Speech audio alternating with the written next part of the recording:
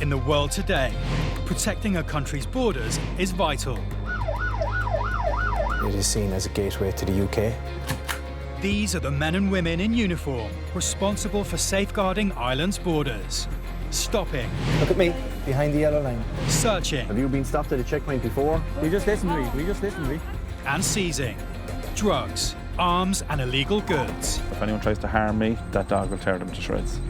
Saving lives. I'd say about 200 kilometres per hour. And protecting Ireland's inhabitants and millions of visiting tourists. You could have been here 100 times. It doesn't mean that you're guaranteed to get in the 101st time.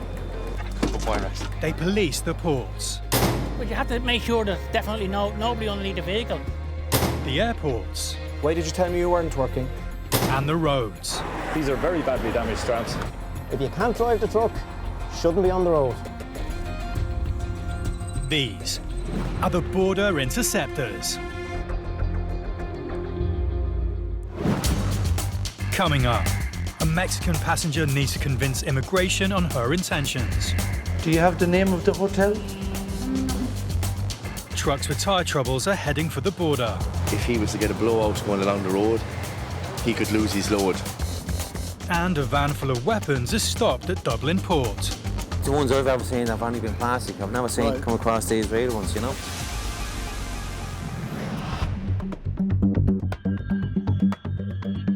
Dublin Airport is Ireland's busiest entry point for passengers flying to the country. 4,000 people are refused leave to land in Ireland every year, 10% of whom come from South America. A young Mexican lady has just landed and has arrived at Officer Danny O'Connell's desk. Hello, how are you? Fine. And how long are you staying with us? 5 days. 5 days. And then I go to Prague with my brothers. To Prague. Very good. So why are you here? Tourism. Tourism. Very good. First time in Ireland? Yeah, the first one. How much money do you have for your stay? How much money? Yeah. I have around 400 euros. 400 euros. Officer O'Connell needs to determine if she qualifies as a visitor. As part of their profiling process, customs officers want to know that travellers have enough money with them to meet their basic needs. If he's not satisfied, she may not be granted permission to enter the country. Where will you stay? In a hotel with my 2 brothers. Your 2 brothers, are they here? No, they are waiting for me. Very good. In Dublin? And is the hotel paid for? Paid for already? By you or by your brothers? For my brothers. Do you have the name of the hotel? He wants to be sure that she is telling the truth about her reasons for being in Ireland. So he's at the hotel already? Can you give me his contact number? Yeah. Please. I can call him. Yeah, please. He needs to ensure that she doesn't become one of the many who disappear every year, seeking access to the UK and Europe via the back door of Ireland. But it seems she can't get through to her brother.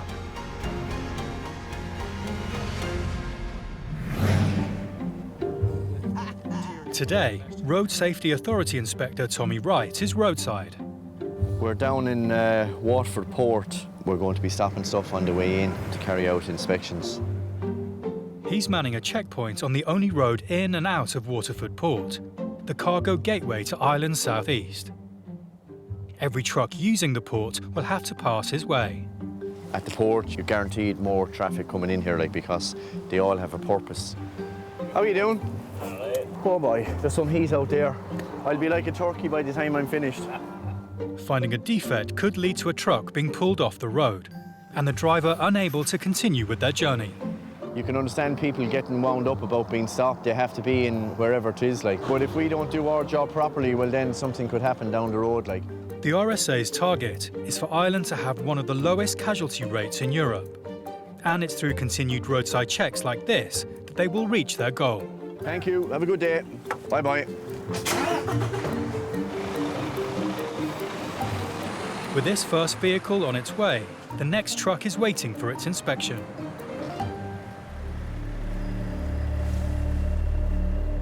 Each driver is required by law to perform a walk-around check every day to make sure the vehicle is in good working order. These inspections are a simple way to make sure this procedure is taking place. He should have done a walk-around check today. He should have seen that the tyre was like that, and it should have been changed. It's unsafe, it's dangerous. If he was to get a blowout going along the road, he could lose his load, and that could be thrown all over the place. So that's how bad it is, like. Every year, the RSA inspects thousands of trucks and buses at the roadside to check if they're compliant. In 2016, over 15,000 vehicles were checked, with 43% of them found to have at least one defect. Tyres that weren't roadworthy and often incredibly dangerous was the most common issue found. My colleague is after speaking to the guard, so what he's going to be allowed to do, because here isn't a place that you can change a tyre easily, he's going to be allowed to go down to the port. A tyreman will have to come change the tyre before he's allowed to go any further.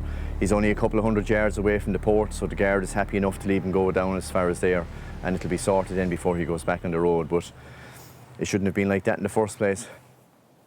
He shouldn't have picked up a load of timber with a tyre that's as bad as that, like.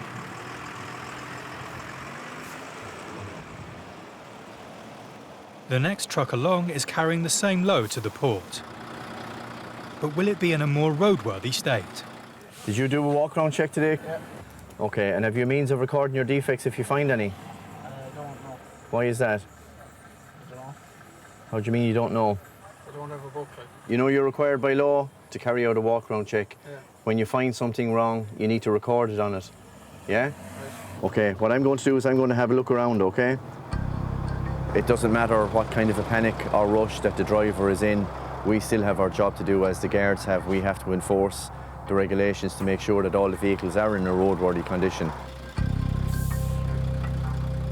We have to make sure that things are okay before they're allowed to proceed, like so. Tyre is below the legal limit. It's bald in 3/4 of it, like there's no excuse for a fella that's driving the same rig every day of the week. He should know the condition of his tyres. All he has to do is bend down and have a look, and he'll know. He's required by law to do it every day. So when he sees that they're getting as bad as they are, he should have dealt with it before now. Like, it shouldn't have to be the case that I have to deal with it on the road. He's after coming from up the middle of the country, all the ways down here to the southeast, like, with a full load of timber on board, like. So with the day that's in it, the heat that's there, the tyre could blow. The driver needs to take immediate action. Did you not see those tyres yourself? I didn't think they were Under the limit. Yeah. How often does it go in for? It goes in every weekend, so it isn't today or yesterday that they're like that, like, you know. The onus was on him to make sure his vehicle was roadworthy. He obviously didn't do that, so he'll have to replace the tyres down there, the same as the last person.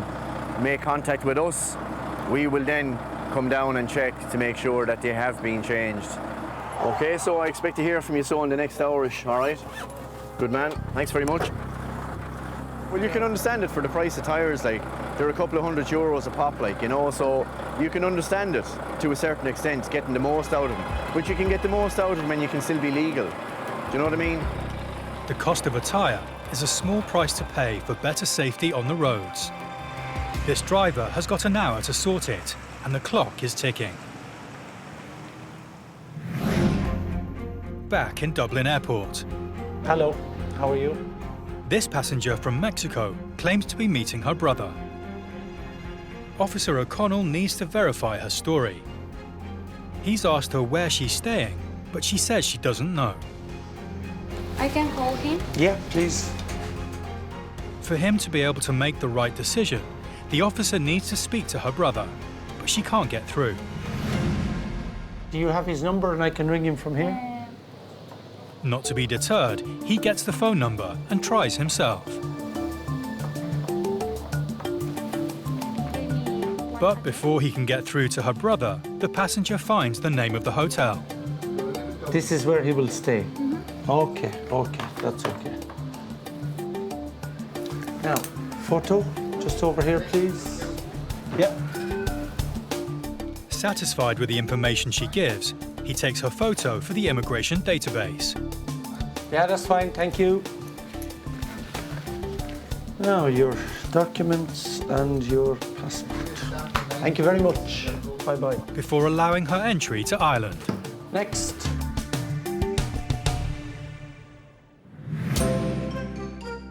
Dublin International Airport serves 180 routes with 41 airlines. This can cause 1 or 2 headaches at immigration for the officers on the front line. At Garda officer Mick Lally's booth, What are you doing here? there are problems with a young man who doesn't speak English. Does he speak English? Traveling together? Do you speak English? Yeah, I do, exactly. Okay. And you send the guy up first who speaks no English? Sorry? You send up the guy who speaks no English? You're travelling together? Yeah, yes. What are you doing here? Yeah. We were in London. What? We were traveling in London. Yeah. What are you doing here? Just vacation, just travel. Can I see your tickets to leave, please? And at Detective Garda Ray Flannery's booth, a Portuguese couple have just approached with their passports. Why are you here?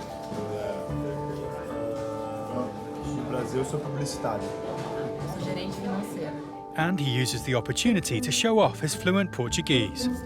Porque você está aqui. Estudar. Você tem que registrar aqui dentro de 3 meses. Esse endereço no mapa, centro da cidade. It's due to his multilingual skills that he is able to process the couple quickly. Registrar ao mesmo tempo, ok?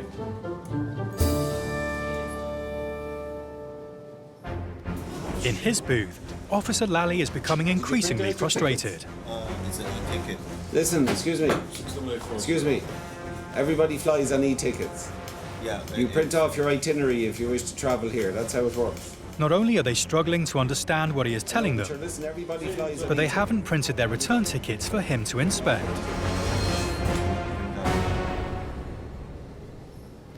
You're going to where after here? We go back to London. Go back to London. And then where do you go? Back to Taiwan. Where did you fly from? What? Prague. Back to Taiwan.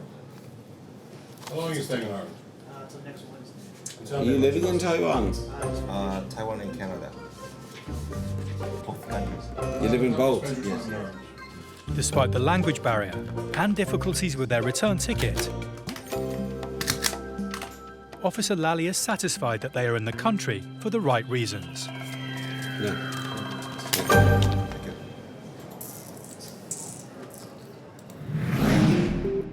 It's back to Officer Danny O'Connell, who is also checking passports at Dublin Airport.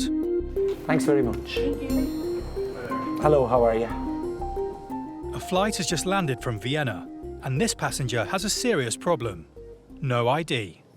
You're not gonna like this. It's a complicated story. I live here, but Yes. I just lost my passport, my wallet, and everything basically in Austria. Okay. Although he has lost his documents in Europe, it is possible to fly without a passport if it's lost or stolen while abroad. Applying for an emergency travel document will allow a one-trip journey to your final destination.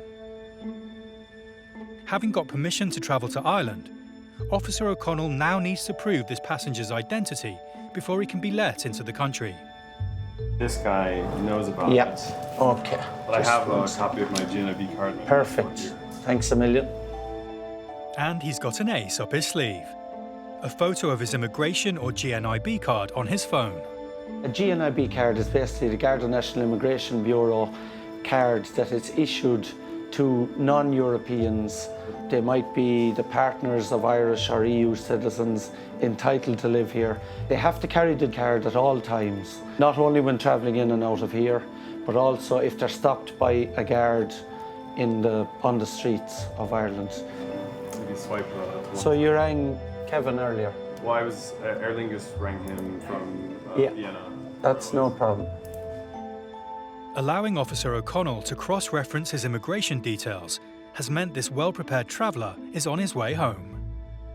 I had got an email just to say that one of my colleagues had been in touch and given him permission to travel. He had a scan of his GNIB card on his phone, so I was able to check him out on our system. This is him here. And he is legal here. He's married to an Irish national. Her details are here, his details are here, his photograph is here. So I was satisfied that his story was true. No harm at all to have your passport on, especially the phones nowadays, the smartphones and that, have your passport on it. If you need a visa, if you're coming in, have a copy of that, your GNIB. It's no harm. In December 2017, the GNIB card was phased out and replaced by the Irish Residence Permit, which carries exactly the same legal status. Dublin Port is a gateway to the Republic of Ireland. It's a well-trodden route by haulage vehicles and tourists alike. Security measures are in place to keep everyone safe. Morning on, just coming in to do our usual. Officers Vinnie Marr and Derek McGawley are searching for prohibited items. Morning. Port security. We just do random searches, but I can see our boarding card on some photo ID, please. Spare containers of fuel, guns and firearms are not allowed on board. The International Maritime Organization have developed a code to help enhance the security of ships and port facilities. We're on a level 1 at the moment, so we just have to do 5% of all vehicles coming through the port. It goes from 5%, 10%, and then it goes up to 100% on level 3. So every port in the country and the land has to comply. It might be a low security risk day, but they're still looking for other objects that could be dangerous if they got into the wrong hands. Thank you very much for your time. All the best, yeah. You wouldn't just have a quick look at this? Not carrying any firearms, any dangerous chemicals, anything at all? Well, no weapons anyway. Well, we've got reenactment weapons, which are all blunt. Reenactments, yeah. Reenactors bring history to life through performances of famous battles. I stopped a guy here in the summertime and he had a samurai sword it was. I said, sorry? A samurai sword? He said, nothing to panic about. It's just a prop. It's this time of the year we get a lot of reenactments. All these people, they have swords, weapons, but they're only, you know, plastic or whatever. These weapons may be fake, but they still have the potential to cause severe damage. So are these items, like, real? The metal reenactment swords, right. But they're all blunt. Oh, right, yeah. Like, the ones I've ever seen have only been plastic. I've never seen come across these real ones, you know? No. I'd say you have them locked away in the safe anyway. That's it. No, that's fine. You have them locked. Yeah, and they're bolted. Yeah, that's brilliant. Satisfied that the props are stored securely, they advise the ship's company security officer about their find. Go ahead. Keith, we have a Mercedes van here. He has weapons. Now, they're reenactments.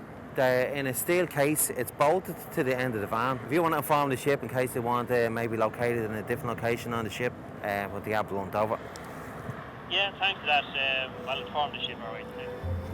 We'll contact our CSO and he'll just inform the ship what they're carrying. So we shouldn't really have a problem. But the ship might want the van stored in a separate place. Yeah. This time, security have no axe to grind with this Viking, and he lives to fight another day. Most of the time, anything you find in these, people have a reason for having them. It's always something that they're either working with or they're bringing away on the holidays to use, you know. But once it's stored away somewhere safe, there's no problem with it, you know. Like. Skirting around Dublin City, the M50 motorway links the port to the airport. It's busy 24 hours a day, and it's vital that drivers are paying attention to the road. Garda Traffic Corps officers Paddy McElroy and Philip Earl are driving an unmarked car, giving them the upper hand. They spot a driver using his mobile phone behind the wheel and pull him over. The advantage of the unmarked car, obviously for us, is it's a lot easier for us to observe what people are doing and to follow them discreetly. The disadvantage, of course, from the public's point of view is that they don't see the police presence. Even though there could be a large police presence in the area, they don't see it. In the wet conditions, there's no way this driver is getting away with the offence. So this fella's going to get an FCPN, or a fixed charge penalty notice, sent out to his address, which carries a fine of €60 and 3 penalty points. If he doesn't pay the initial fine of 28 days, it goes up to €90 and 2 penalty points. If he doesn't pay that, it goes to summons. And conviction in court, it's 5 penalty points. And it seems to be a day for it. It's not long before they've spotted another driver who can't leave his handset alone. Except this guy drives for a living. That's a taxi professional driver, so there's no excuse for that. Put on the fresher jacket now. Like in this day and age, for a professional driver not to have a hands-free kit just doesn't make any sense. A basic 60 kilometres an hour, you're travelling 1 kilometre every minute. So you can imagine those few seconds of just staring at a phone, how much road you've covered. You will literally see people on the motorways using social media. It's crazy. It's so distracting. Like the driver before him, he's getting a ticket and 3 penalty points, which is really bad news. This taxi driver that's been stopped for this mobile phone issue has stated that he has 9 penalty points already. If he pays this fine, which is 3 penalty points, and if accumulated 12 points in a period where he'd be disqualified from driving. It is what it is. That's the system we have, and that's the system we're going to use. With 9 points already, this driver is going to be out of a job. That's one phone call that was definitely not worth making.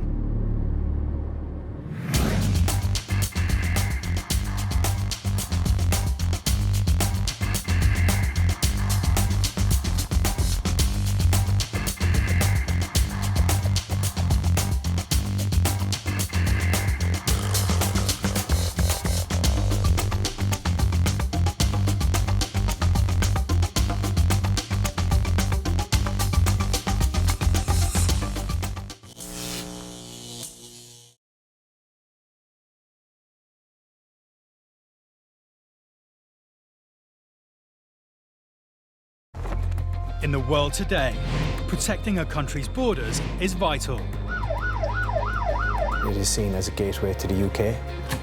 These are the men and women in uniform responsible for safeguarding Ireland's borders. Stopping. Look at me, behind the yellow line. Searching. Have you been stopped at a checkpoint before? We just listened to me. And seizing drugs, arms and illegal goods. If anyone tries to harm me, that dog will tear them to shreds. Saving lives. I'd say about 200 kilometres per hour. And protecting Ireland's inhabitants and millions of visiting tourists. You could have been here 100 times. It doesn't mean that you're guaranteed to get in the 101st time. They police the ports.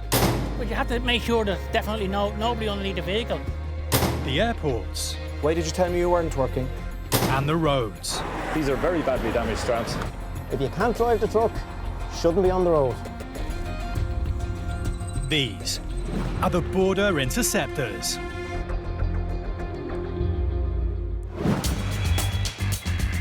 Coming up. The Garda Traffic Corps are in hot pursuit of a stolen vehicle. Permission to use Stinger if we get in a safe position, please. Illegal immigrants make a run for it. Can port security catch them before they cross the border? And at Cork Airport, there's an Interpol alert. Sistema Interpol e hit.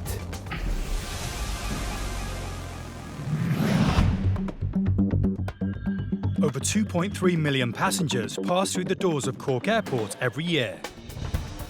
And every single one of them must pass through passport and immigration. On the desk today are officers Noel Maxwell and James Ahern. Their job is to spot anyone acting suspiciously or trying to enter the country illegally. Your travel document. Border control entails the vetting of EU persons and non-EU persons to see that they're suitable for entering the state. Are you living in Ireland? Hello.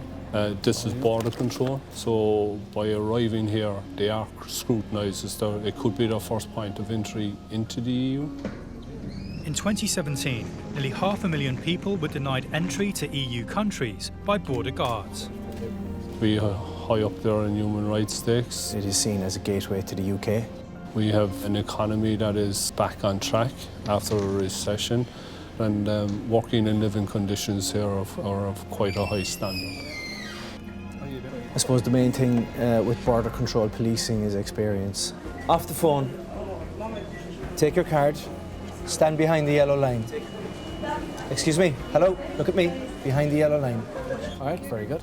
You are watching and you are listening and you're carefully scrutinising people as they are coming towards you in the lines and the queues, and then you're following that up with questions and scanning of documentation. At an international airport like Cork, immigration officers must face people from all over the world. Why did you tell me you weren't working? Because I don't understand your question. There are occasions where people may want to use the fact that they are not fluent in English. That creates a problem. A woman has just flown in from Spain and is at Officer Maxwell's desk. And there's a problem with her EU identity card. The card has had a hit on the Interpol database. 30 million travel documents are reported lost or stolen across Europe every year. Counterfeit and stolen documents are a key factor in international terrorism, with criminals paying up to €10,000 for them on the black market. Back at Cork Airport, with a woman's limited English, it's tough going for Officer Maxwell. Good job his colleague James Ahern speaks Spanish. ¿Tienes pasaporte? No, no traigo pasaporte, o sea, ni me he molestado en sacarme el pasaporte. Aquí tenemos sistema Interpol y HIT.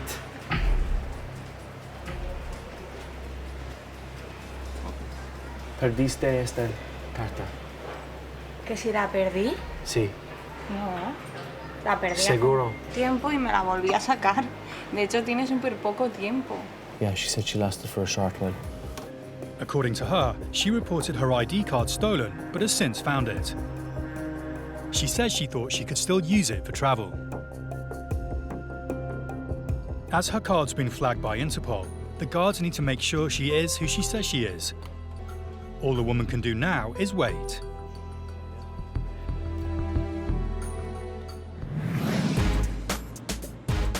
Car crime in Ireland is big business. Using the busy seaport at Dublin, criminals are able to steal cars to order and have them out of the country in a matter of hours. Operation Waste was set up to combat the gangs involved. Since 2015, it's estimated that over €3 million worth of stolen cars have been recovered. Garda traffic officers Damien Duffy and John Caitlin are working to patrol and secure the Irish borders in the never-ending fight against crime. We have a great emphasis on policing the port for a number of reasons. It's a point of entry and exit into the state. We have to keep our eye on people and goods coming and going that shouldn't be. There's an awful lot of very high-spec, very high-value cars being taken. Very often the keys will have been fished outside of the letterbox. That could happen in the early hours of the morning. And by 6 a.m, those cars are in containers, they're on boats, they're on ships, and they're leaving the country for destinations in Africa and Eastern Europe. It's not long before a call comes over the radio. In the victory units, approaching clear at the moment, blue Audi A6. It's exactly the type of vehicle that is smuggled across the border overnight. They head to intercept. Control from Tango Bravo 101, permission to use Stinger if we get in a safe position, please. Too many cars. It's too dangerous for the Stinger. No, we've been told not to use it because it's a motorway. There's too many live lanes of traffic, it's not safe. I'd say reverse, chap, because... So the officers lie in wait for the stolen car.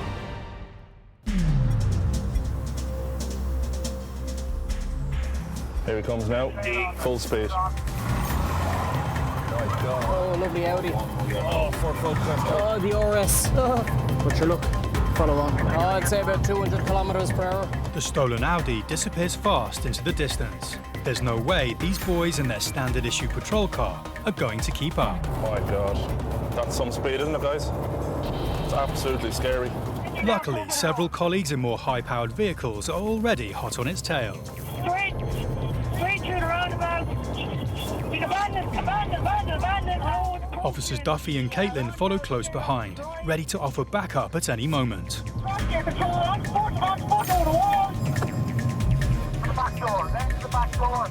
Statement has been taken. amazing. That is a brilliant result. The vehicle that was being pursued all the way from Laois has just been brought to a conclusion. The driver has been arrested now as well. It turns out that the vehicle in question had been stolen with keys from a house in the Midlands. It's a Audi A6, nice car now. Half it in the wall. He was going, God only knows what speed he was doing, way above any of the capacity of most of the patrol cars in our fleet. The risks are massive. They're absolutely massive. See the two cars here, either side of the marked patrol car in the roundabout? They're the cream of the crop, high-performance pursuit vehicles. If it wasn't for them two, there'd be no conclusion tonight. So we have the vehicle that was stolen, recovered, minor damage, and we have one prisoner in custody, and most importantly, nobody was hurt. So it was a good result. If it wasn't for the Garda Traffic Corps, the stolen Audi would have been across the border and out of the country by morning. Dublin Port covers over 600 acres and handles over 100,000 haulage vehicles a year, making protecting it no mean feat. Activity at the port never stops, and the site is monitored 24 hours a day, 7 days a week by a network of CCTV cameras. In the control room, security officers Dermot Weldon and Paddy Rooney are viewing live feeds from the system. Oh, there, the lad are working there. Control to Alpha 3. They are on the front line in the battle against illegal immigrants who stop at nothing to try and make it across the border. And tonight is no exception. Having emerged from under a newly arrived truck, these people may believe they are home and dry, but their every move is now under surveillance. There's nowhere to run. In 2017, more than 10 people every 24 hours were stopped, refused entry, and deported out of the country. Coordinating a ground team into position, Port Security and the Garda are ready and waiting to spring their trap. After a long and dangerous journey, their attempt to enter the country has ended in capture. Tonight, this border is secure. Back at Cork Airport, a Spanish passenger is stuck airside. She's travelling on an ID card that's been flagged by Interpol as stolen. Aquí tenemos sistema Interpol y HIT.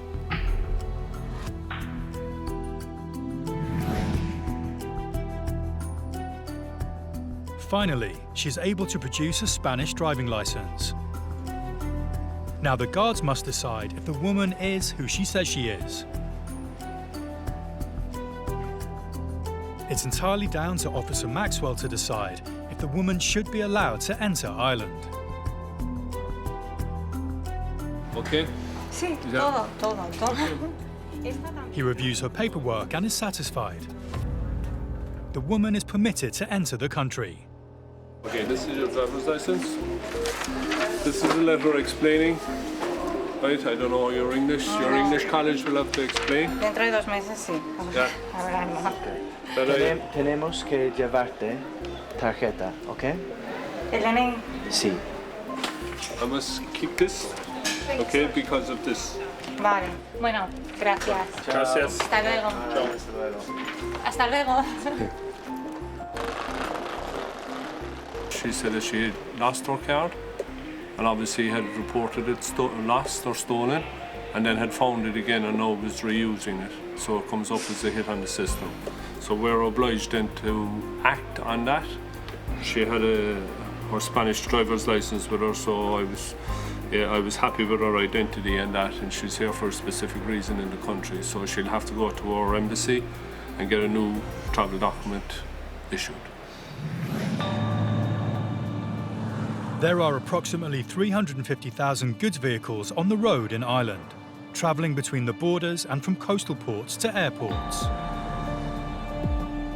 It's the job of the Road Safety Authority, working with the police to enforce the rules that keep vehicles safe on Irish roads.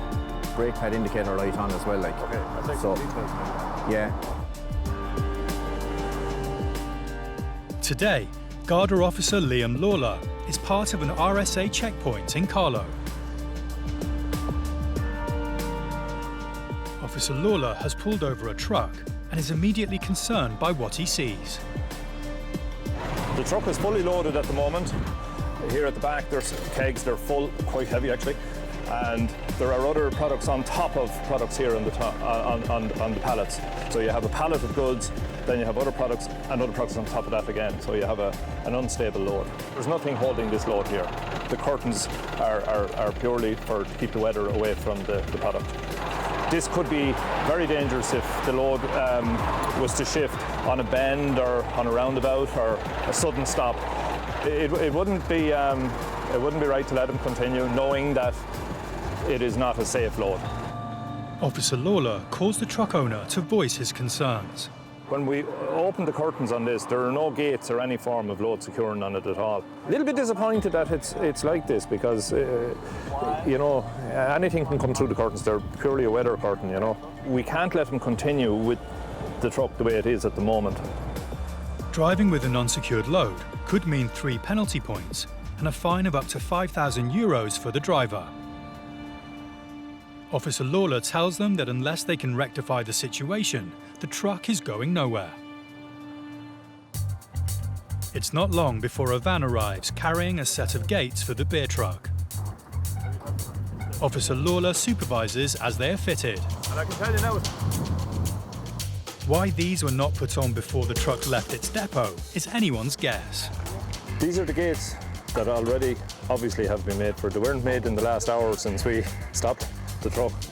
So they obviously have been made already and just hadn't been fitted. This changes this load completely. Obviously, with these cages, nothing can break free. This time, the driver is sent on his way with just a warning, and a potentially lethal situation has been averted. Had kegs of beer, he had crates of beer, and for one of those kegs to come off and to hit or to damage or to go through the windscreen of a car could have catastrophic effects, really. Car and commercial vehicle smuggling is a major organised crime within Ireland. Knocked-off vehicles are traded on the black market, with cars either used for crime or specific models stolen to order. There's an awful lot of very high-spec, very high-value cars being taken. That could happen in the early hours of the morning. And by 6 a.m, those cars are in containers, they're on boats, they're on ships, and they're leaving the country for destinations in Africa and Eastern Europe. Dublin Port handles around 400,000 shipping containers and trailers each year. Brand new vehicles are shipped in and out of the port daily, and it's while they're stored on site that opportunists strike. But getting the vehicles out of the country requires getting them past port security. On ground patrol, Security Officer Dermot Weldon is called to the port secure truck compound, where new vehicles are stored, awaiting collection. A man has handed over paperwork, claiming it allows him to take a truck. But Dermot is not convinced, and has called in colleague Paddy Rooney to take a look. That guy taking out that They decide they need to question the man further. Now, we should have went there in the first place. With nothing to prove that the truck should be released to him, the officers need to work out if this is another case of vehicle theft. This gentleman has a small little docket. But the problem that we have here at the moment is he could have collected that docket inside for a load, then came over here hoping to get a €90,000 truck out of here. Making the wrong decision will allow the driver to take €90,000 worth of truck out from under their noses. He's not collecting a 40-foot unit. He's collecting a brand new crab unit, 90,000 worth. So you come along on Monday morning, man comes down and looking for his cab unit, it's gone. The man still insists he's supposed to be picking up the truck. The gentleman has a parcel that they use for... Paddy radios through to the security office to see if there's anything that might prove the truck can be released. But without the paperwork, it's bad news for the guy. No, it's got to load, especially a new truck. Paddy and Dermot have stuck to their guns. This truck is going nowhere. Dublin's busy port is located 20 minutes drive away from its international airport. These two key destinations require frequent freight deliveries transported between them. HGVs now use Dublin Port Tunnel. At 4.5 kilometres long, it easily connects the two locations, avoiding the city centre and shaving time off their journeys. The trucks are picking up jet fuel from ships docking at the port and transporting it to the airport to refuel planes. Carrying highly explosive loads through underground tunnels requires skilled drivers to drive extremely carefully, as tunnel fires can be catastrophic. Patrolling in and around the tunnel today are Garda traffic officers Philip Earle and Paddy McElroy. Travelling in an unmarked car has its advantages.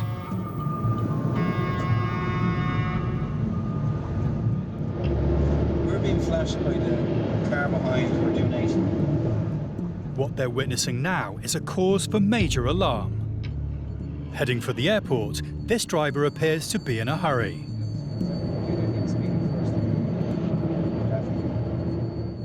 Trucks travelling over 80 kilometres per hour require at least 100 metres to stop safely. Here we go, it's going for an overtake. Speeding in a confined space and carrying explosive material, there's only one guaranteed response.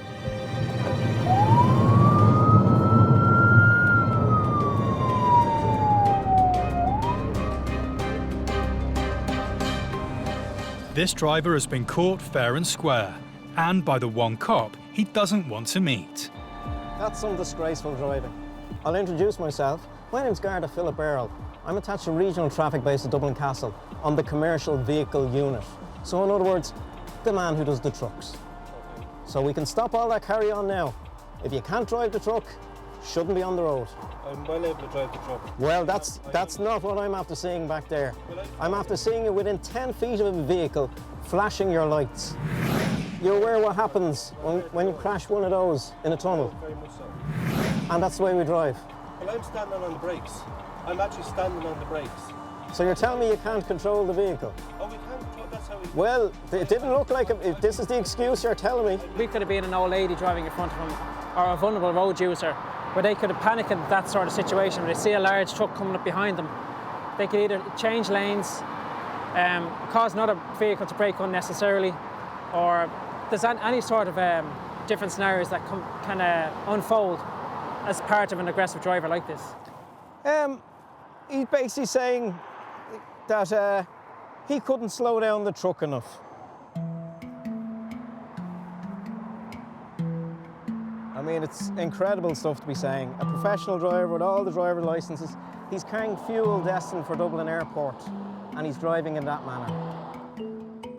Exasperated by his explanation, it's within the cop's power to take the vehicle off the road. I'm going to give you a ticket for driving without due care and attention. It is penalty points and it is a fine. If that was some poor tourist there thinking there's something wrong with my car, I better stop, this man wants to talk to me. We'll be looking at ambulances now, if we're lucky. I'll leave you to it, sir. Take care. He's got off lightly, but there's a final sting in the tail. He's a registered driving instructor. You couldn't make that up. The officers can take comfort that a potential disaster has been averted.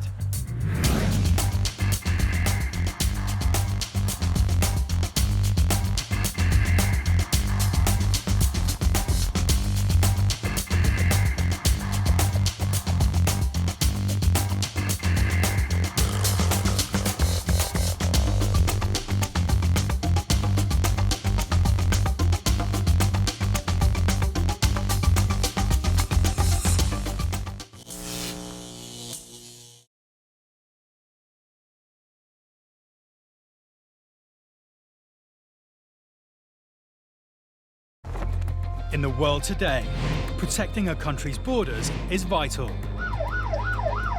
It is seen as a gateway to the UK. These are the men and women in uniform responsible for safeguarding Ireland's borders. Stopping. Look at me, behind the yellow line. Searching. Have you been stopped at a checkpoint before? You just listen to me.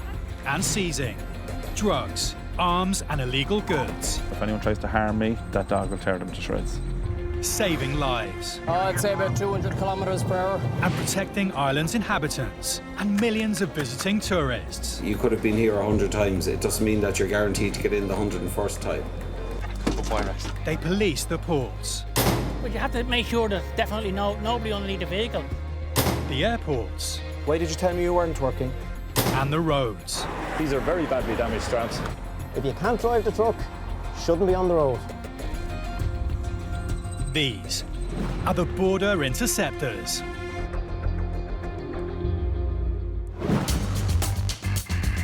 Coming up, a roadside stop reveals an unexpected haul of goods. Did you have receipts for all this stuff that you just purchased? Do you know what's even in your car? Without any paperwork to confirm his story, it's looking like a long one-way trip for this Indian family. You're supposed to have that to present to me also. That way I know you're actually married to this person. And a high-speed chase for a wanted vehicle.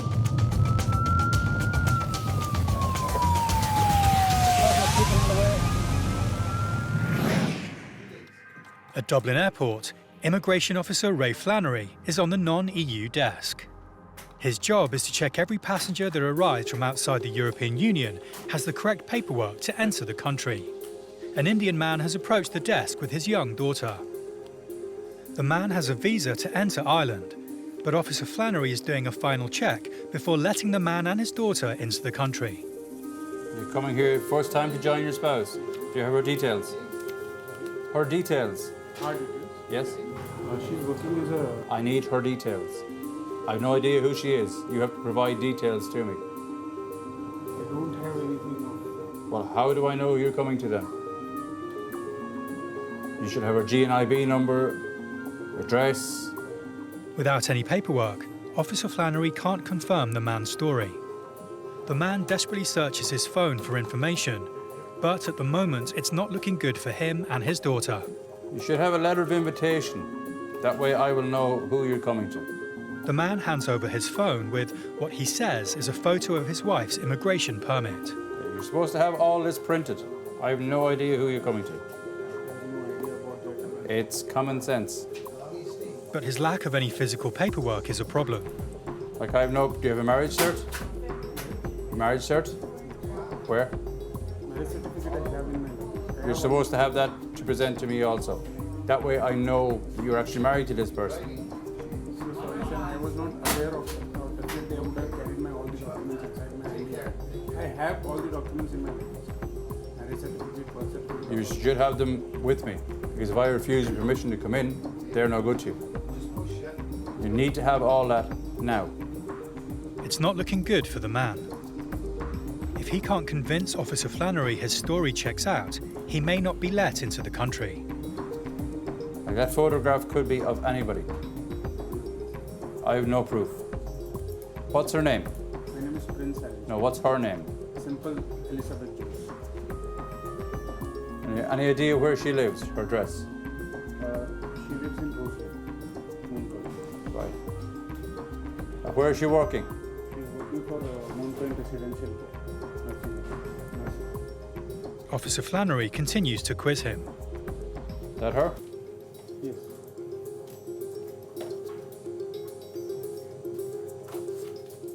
Happy his story checks out, he finally allows the man and his daughter entry, but on condition he produces the required paperwork.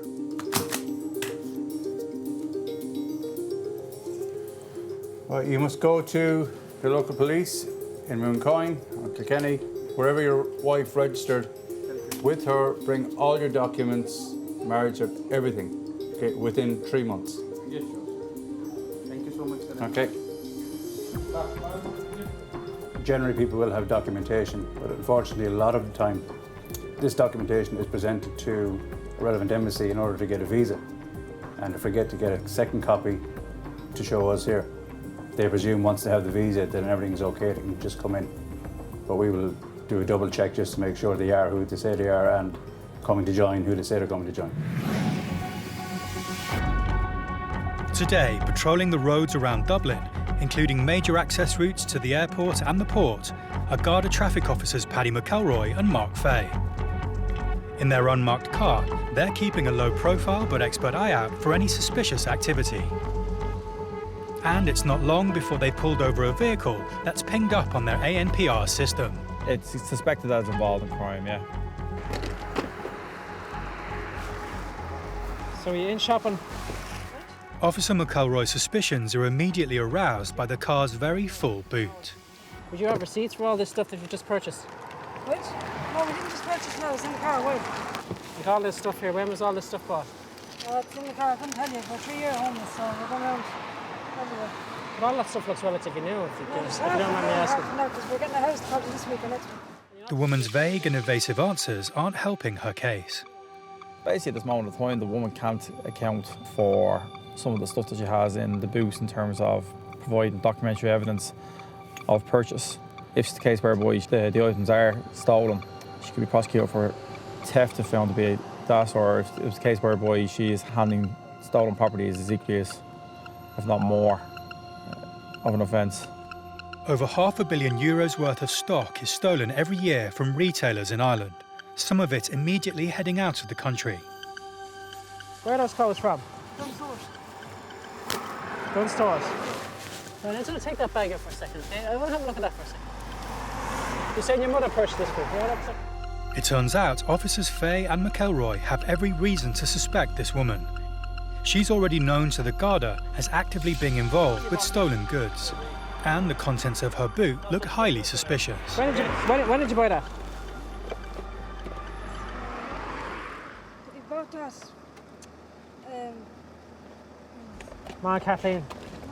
You'd know. You hold it and you put it in your car if you like so. I don't want to put it in my car. If you purchase this, I don't want to take it. Why would I want to take it if you purchased it? It turns out this car is full of new household items. The Hoover. When did you buy that? The Ashbourne Market. How much you pay for it? The George Foreman in the back. You're not backing up these purchases with receipts to say you own it. There's all new stuff in it. What's in behind this seat? What's in underneath there? Do you know what's even in your car? You've got loads of new items in your car. You've no bags in them, you've no receipts in them. You can't tell me exactly where you bought them. Unhappy with the woman's inability to provide proof of purchase, Officer McElroy finally decides he has no other course of action. Tell you what I'm going to do. I'm going to take the Hoover, the George Foreman, the drone. I'm going to leave all the smaller bits. I can take the shoes out of River Island, and you're going to prove to me that you purchased them. Can you do that for me? And if you prove that you purchased all them, I'll give them back to you straight away. If the woman can't prove she purchased the items seized, she's looking at a date in court and possible jail time as a repeat offender. Particularly if Officer McElroy turns up evidence the items are stolen. All right. For now, the woman is allowed on her way, but with a significantly lighter car. There's all barcodes on them, there's all tags on them. So we'll approach the relevant stores and ask them, see can they give us any information and shed any light on this investigation. Back at Dublin Airport, Detective Garda Ray Flannery is processing passengers at the non-EU desk. How are you? Hi, girl. Thank you. He needs to see a passport and potentially a visa and paperwork before he lets any passenger into the country.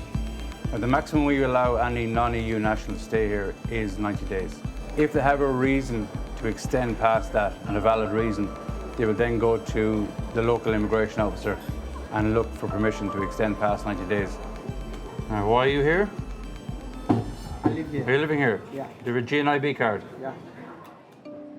The GNIB card, which was recently replaced by the Irish resident permit, allows non-EU citizens to stay and work in Ireland beyond 90 days. What do you do here? Are you working here? Yeah, I'm working. Where? DPD, delivery.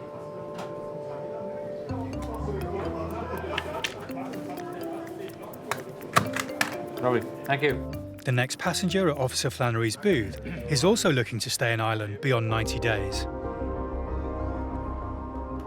Now, how long will you stay here? That's 3 years. 3 years now. You're living here? Yeah. GNIB card. The woman struggles to find her immigration card to prove she should be allowed back into the country. And when she does, there's an issue.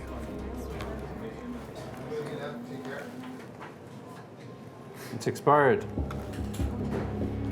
Yeah, it was expired when I was still there.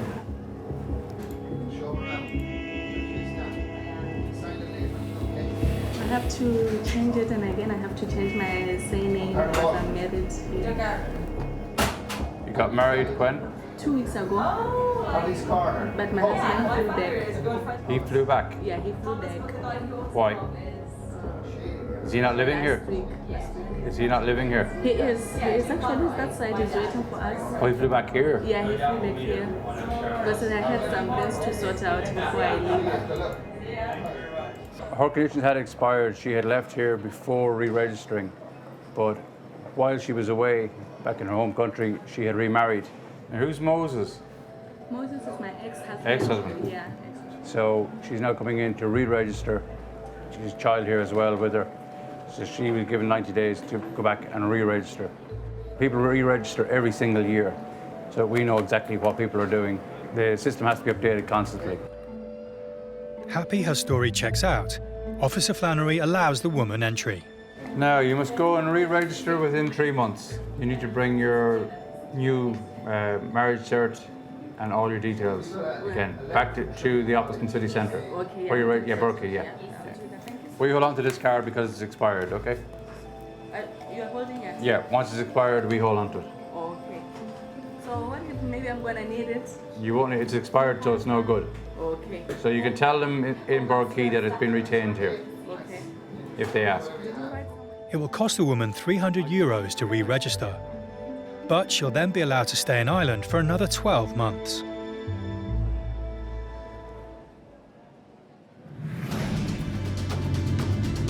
Back on patrol around Dublin Airport with officers McElroy and Fay.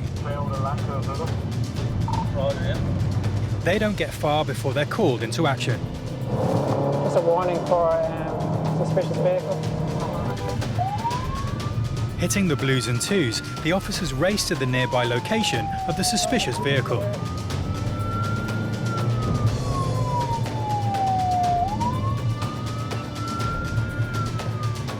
It's not long before they spot the car and pull it over.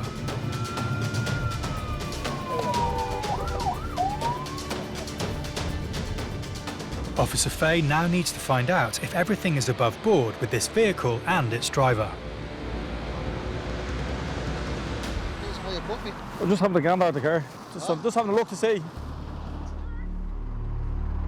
And it's your brother's vehicle, is it? Yeah.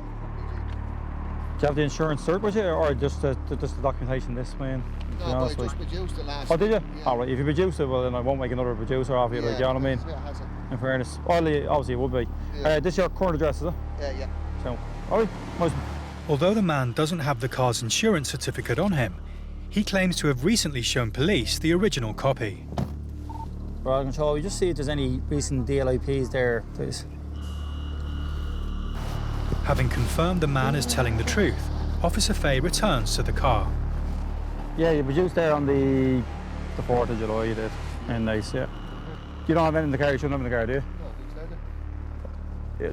I'm asking if you mind me searching?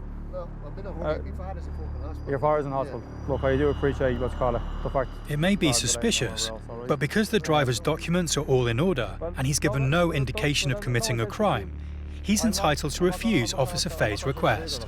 If you're in difficulty wherever else, that's fair enough. I says I fully appreciate it. Yeah. I says I'll mark it down on the system that that it's flagging up for whatever reason, all right?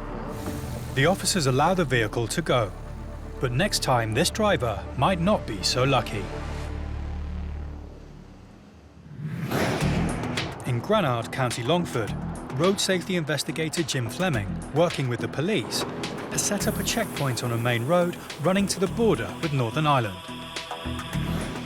With Ireland exporting around €340 million worth of forestry products every year, cross-border wood trucking is big business. How are you getting on?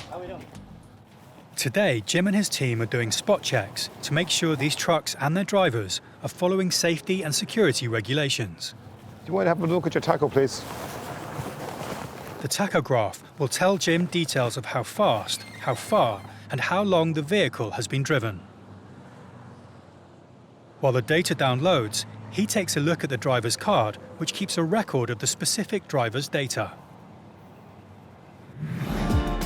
A commercial driver is allowed to do a maximum of 90 hours in any 2-week period, and a maximum of 10 hours in any 1 day.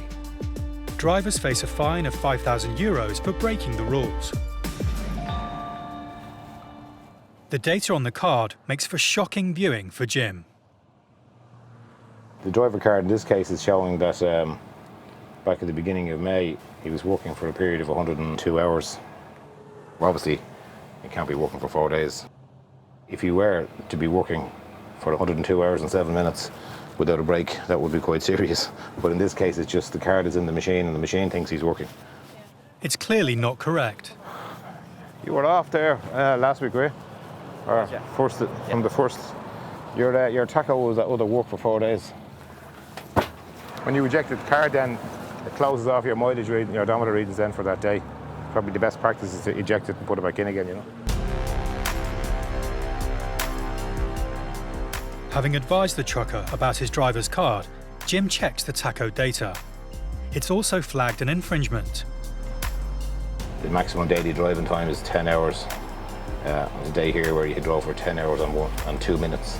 The regulations are the regulations, so if somebody's driving for 10 hours and 2, it'll flag it up as a minor infringement. Jim considers the nature of the offence and, given how minor it is, uses his discretion.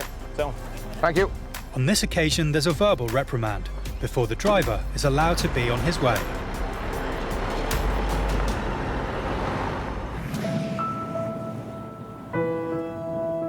There are approximately 350,000 goods vehicles on the road in Ireland, travelling between borders and from coastal ports to airports. Yeah, that's fine. Road Safety Authority Vehicle Inspector Tommy Wright is conducting roadside checks on HGVs, using the roads leading north to the border. The Road Safety Authority have developed a simple vehicle walk-around checklist to assist drivers in carrying out inspections of their own vehicles. After being pulled over for an on-the-spot inspection, this trucker is about to get the full RSA treatment. Have you been stopped at a checkpoint before? Not lately. Okay, we'll do lights, front and back, tractor unit and trailer, and I'll have a walk round. The check is now a legal requirement before taking the vehicle on the road, and it's going to be very easy for the inspector to see if it's been completed or not. Okay, give the steering wheel a good shake for me, yeah? Press down the foot brake. The other way. Approximately 10% of all collisions are caused by vehicle defects. So it's important for the safety of everyone using Ireland's roads that the vehicles are maintained properly and that the drivers themselves know what issues to look out for. That's the steering column coming down that the driver has the steering wheel, and if you look down there, it's the steering box, and it's power assisted, like, so it's filled with fluid. A lot of the time the top seal gives problems and it leaks. See the oil? Do you know your steering box is leaking fairly bad? You have to toppen it up. Do you know it's leaking?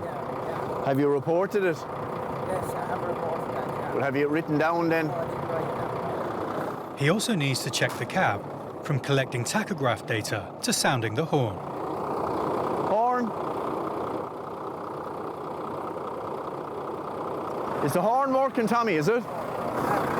When was it working? It was working yesterday. You checked it today, like? I didn't check it today, no. Are you wearing that seatbelt? Yes, sir. I had that on. It's not pushing back in that well, like. Why have you it like that then? I just had I'd like some loose. But sure, it's no good, like. If you're involved in an accident, like, that's no good to you, like. The check is not going well for this driver, and it gets worse. You have a brake pad indicator light on there, like. Yeah. How long is it like that? That's only just like that. The brakes are good on it. But that's why you need to have the book. When you see something like with the horn not working or something wrong with the seatbelt or you have a fault like that, you need to record it and you need to report it to your boss and see what's happening then. All right, I'll keep looking around. Safety Inspector Wright now takes a look at the truck's tyres, an area where defects have been found to be a major factor in accidents. I'm looking at the tyre, it's on the limits, like. But it's up at the minute, like, so I'll check to see it's probably empty, like, and see where he's going in that thing. Having completed all 22 individual checks, Inspector Wright shares the results with the police officer on duty with him, Garda Liam Lawler. Yeah. Seatbelt not working. Yeah. Brake pad indicator. They have the power to pull the vehicle off the road and impound it, should it not reach the necessary level of roadworthiness. You know the way you'd have the circle of the dashed wheel? Like, any indication of which brake? No, there's nothing on that, like. And the lift axle. Safety Inspector Wright and Garda Lawler go through the list of faults as they decide how they need to proceed. The other side, he's amber on both then for tacho and for roadworthiness. Yeah. All right, Tom, so you need to get that seatbelt sorted so that it's retracting properly. It's important that you sort out what the issue is in relation to the brake pad indicator. Get that sorted before you bring it on the road again. She's emptied the trailer, I presume, yeah? So you need to get that tyre sorted as well before you put a load on it. So you're given the chance to go and get stuff done rather than having someone to come out and do the stuff here for you. So that's fair enough, isn't it? That's fair enough. Okay, good man. This driver's been lucky. He's able to continue with his journey. He's going on his way with a warning and a list of jobs to complete. And he has 10 days to do it. Is that okay? Good man. Thanks, Tom.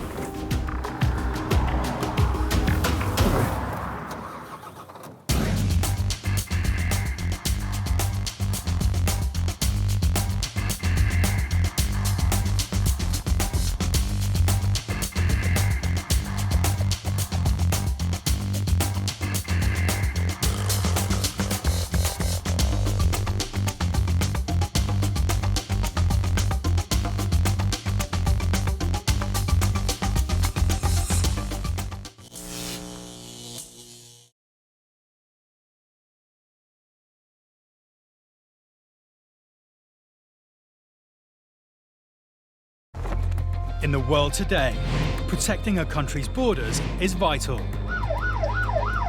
It is seen as a gateway to the UK.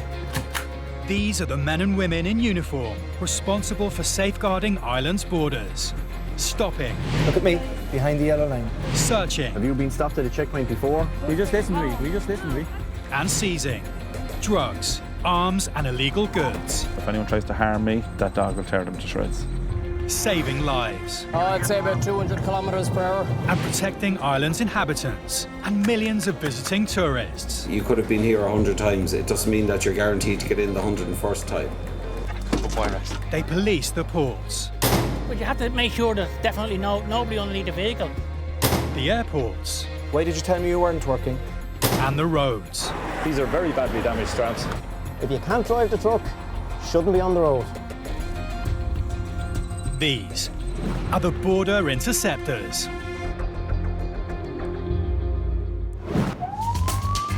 Coming up, the Garda Traffic Corps stop a car with UK plates and they're not happy with what they find. Well, the bad news is it hasn't been tested, so it's going to be seized, I'm afraid.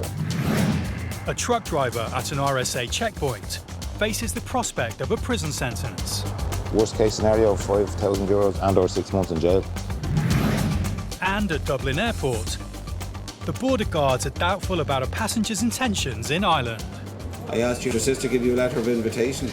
Do you know what I mean? I don't know. Since 1961, Cork Airport has grown into a major international hub, flying to over 40 destinations globally.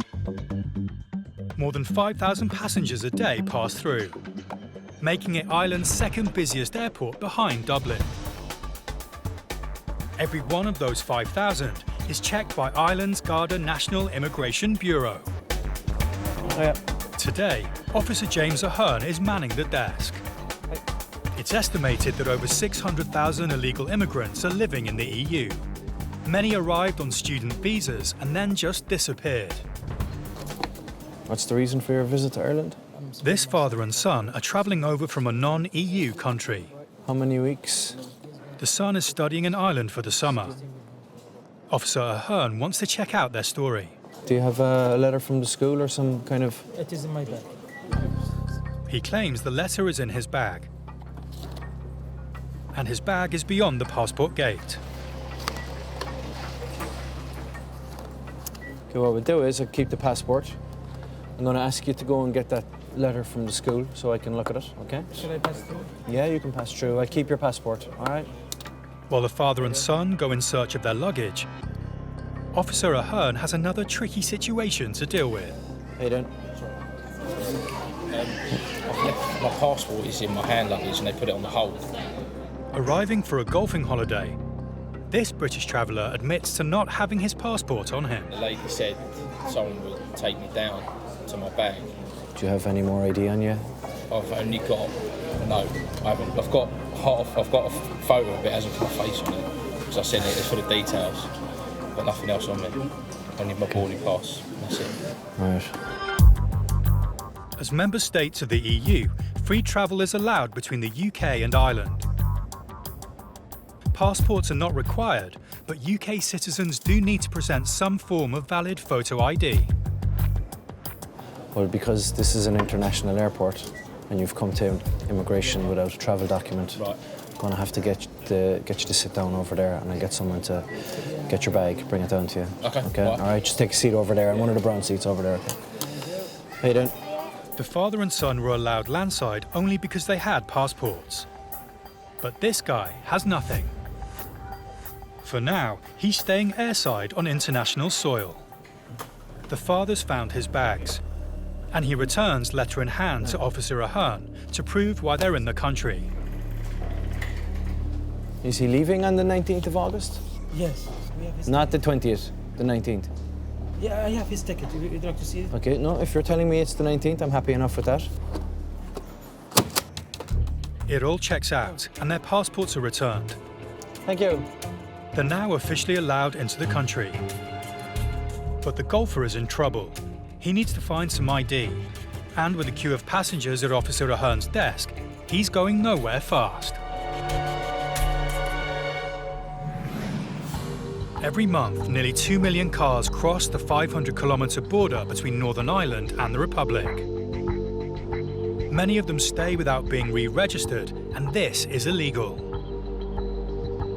Officers Paddy McElroy and Philip Earl of the Garda Traffic Corps have found a suspect car. Its UK plates have rung alarm bells, so they've moved to investigate. If that isn't taxed, insured and so on in the UK, the vehicle can be seized. Morning, sir, how are we? Sorry to disturb you. Just checking that you're on foreign registered vehicle there. The driver doesn't own the car. It belongs to his son-in-law, who has recently moved from Scotland to Ireland. Basically what he's saying is it's his son-in-law's car. He's moved over recently from the UK and he made arrangements to put it onto Irish registration plates back in March. 4 months on it is a bit much.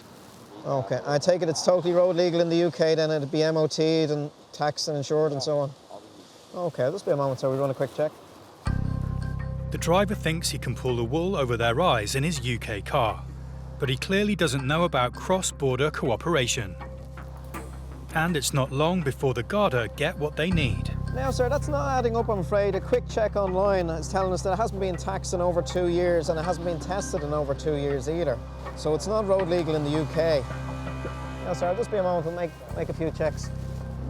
And when they decide to investigate the driver, the plot thickens. Control, would you have to give us a person to your Connaught Road, please? Roger, go ahead. So he's going to come back with any incidents that he's been associated with, if any. Section 41 back in 2010. Section 41, he said a car previously taken off him. Attention. I think we've bad news from him. Yeah, I think so. He's got previous, and their minds are made up. They're taking him off the road. Now, sir, sorry for the delay. Now, I checked you'd previously had a car taken off you in 2010, I see. Well, the bad news is I'm not happy that it's road legal in Ireland. I say it hasn't been tested in over 2 years in the UK. It definitely hasn't been tested in Ireland, so it's going to be seized, I'm afraid, under provisions of Section 41 of the Road Traffic Act. What I have to do is make a lawful demand for you to produce all your documents within 10 days. So that's your certificate of exemption or insurance and a certificate of roadworthiness, the MOT or NCT for it. If he fails to do that, he'll end up in court and being prosecuted. It is a penalty point matter, obviously, driving a car that's untested. And if he doesn't have insurance, he's facing a ban. The next place this driver is heading for is the courtroom. Back at Cork Airport, and border guard James Ahern has been approached by a passenger. My passport is in my hand luggage and they put it on the hold. The lady said someone would take me down to my bag and then I can show it to you down there. Do you have any more ID on you? No. All right, just take a seat over there. I'm one of the brown seats. The passenger is being forced to play the waiting game while he tries to work out how to get his documents. If he can't provide some form of photo ID, he could be on the next flight back to the UK. He's not travelling alone. His friend has already crossed the border. He hopes to track them down via text and retrieve his passport that way.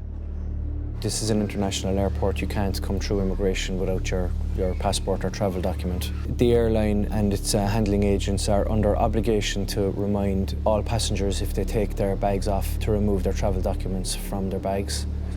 So this creates a big problem for us and for the passengers. The text got through. Yeah, you can pass through. And his friend finally appears with his bag. With his documents to hand, he is able to return to the immigration desk. You understand that because it's an international airport, we need to see a travel document before you can pass through immigration? I wasn't expecting to get through without it. I just thought... Yeah. Okay, very good. Thanks for that. Okay, thank you. Bye-bye. They put my bag on the hold, and I literally remembered as the wheels went down, I was like, oh no, I ain't got my passport. But it was all right, to be fair, so it's all sorted, isn't it? Hopefully I'll have my passport when I come back. It's crazy coming into an airport, international or not, without a travel document. It's crazy.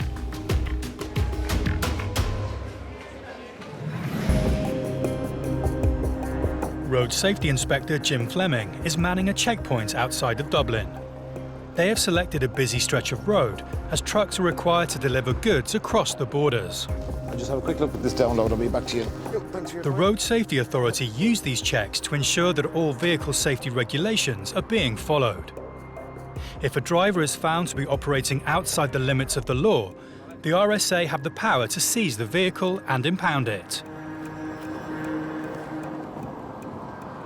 Inspector Fleming's next truck is an import. Companies often import trucks from the UK and re-register them in Ireland, saving them thousands of pounds. My name is Jim Fleming. I'm a transport officer at the RSA. I just want to have a look at your tacho and go through the licensing details with you. All trucks operating in the EU are required by law to record on a tachograph detailed information about every journey they make. If they don't comply, they can face fines in excess of €3,000, as well as 4 months or more in jail and a 6-month driving ban. In 2014, the RSA took nearly 300 prosecutions to court. I'll just have a quick look at this download. I'll be back to you. The tacho download will allow him to see if the driver is keeping to the strict regulations on driving hours. So we'll just have a look at the download now and see. Drivers have a personal driver's card to use in the tacho whilst on shift. You can see there last Tuesday the vehicle was driven for a day with no driver card in it. There's a problem with the driver's card. Jim is now more than suspicious about the truck's activity. No card should mean no journey. Tachograph is not in compliance with the regulations. The tachograph has also revealed to him that the vehicle has the wrong registration details and no operator license. Things don't look good for the driver. And jail time is not out of the question. I was driving it for a couple of days, but I can't just stop walking, you know. I put in for the card. I had my card still working while I was waiting for it. Yeah, well, driving in the last 28 days is on it. You should have held on to it. With the gravity of the offences hanging over him, the driver calls his company manager. And it's not long before he arrives. I just read this back to you because you're in it as well. I just need to go through this. What's the fine for that? Worst case scenario, €5,000 and or 6 months in jail. Finally, the full impact of the situation hits home. Thank you. Thanks for your time. With a large fine and potential jail time on the table, the company manager will need to act fast to rectify the infringements. For now, the men are on their way with a warning. But if they don't provide proof that the problems have been sorted out, their next stop could be a cell. In 2017, Dublin was the fastest growing major European airport, with close to 30 million passengers passing through from far-flung destinations like Abu Dhabi, New York and Hong Kong. There's a constant threat of illegal immigrants trying to get into Ireland, sometimes to stay, sometimes to travel on to the UK. It's vitally important to check each and every passenger, a task that falls to the officers working the immigration desks. Officers like Mick Lally. Will you sign that when you go home? If he suspects a passenger doesn't have enough funds for their stay, or can't prove they're here legitimately, then they're not getting in. How long are you here for? Prayer break for 3 months. Right. She invited me here. A woman has recently landed from Toronto. She says she's here to visit her sister. If he's going to grant her leave to land, he's going to need more information. Right, if you're coming to stay with your sister, did your sister give you a letter of invitation? Yeah, she invited me here. Did she give you a letter? Her English is good, but she doesn't understand what Officer Lally wants. No letter. So how do I know she's invited you? I don't know. She didn't. I do not know. That is the answer. I asked your sister give you a letter of invitation. Do you know what I mean? I don't know about that letter. I don't know. Without the letter, she has to convince him that she's genuine, or he could refuse her entry. It's the night shift for the Garda Traffic Corps. Officers Mark Fay and Paddy McElroy are patrolling the roads between Dublin Port and Dublin Airport. They have spotted a car driving erratically. There he is. They head off in pursuit. Well used to drive around here at speed, not getting stopped. Till today. And it's not long before they've cornered him.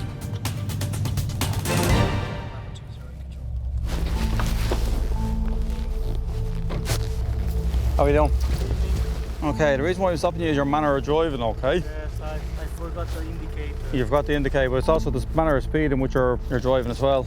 Okay, I'm going to conduct a test with you, okay? So if you want to turn off the engine of the car, and I'll show you the test I'm going to do with you, okay? So hop out.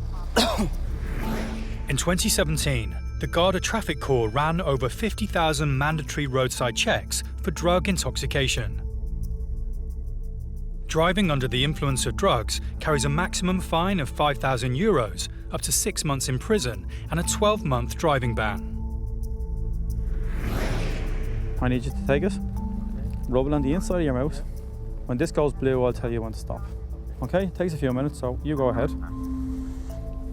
As much phlegm as you possibly can. Let me see it. No, keep going.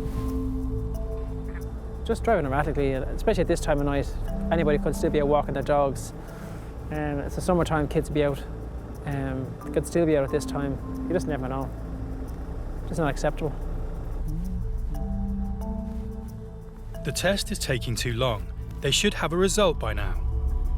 Still no. Keep going. Strange. The officer inspects the test device. You broke the glass. Ow. You chewed on it. With a broken mouthpiece, the test is void. He has no choice but to start again.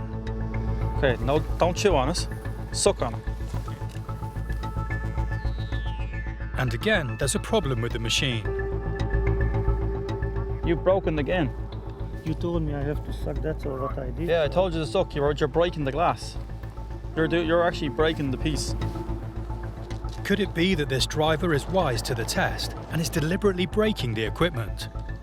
If he is, the Garda are having none of it, and it's third time lucky. The officer slots the sample into the test machine to get the results. Now we wait. All right? Hey. The Garda now have to play the waiting game whilst the machine does its work.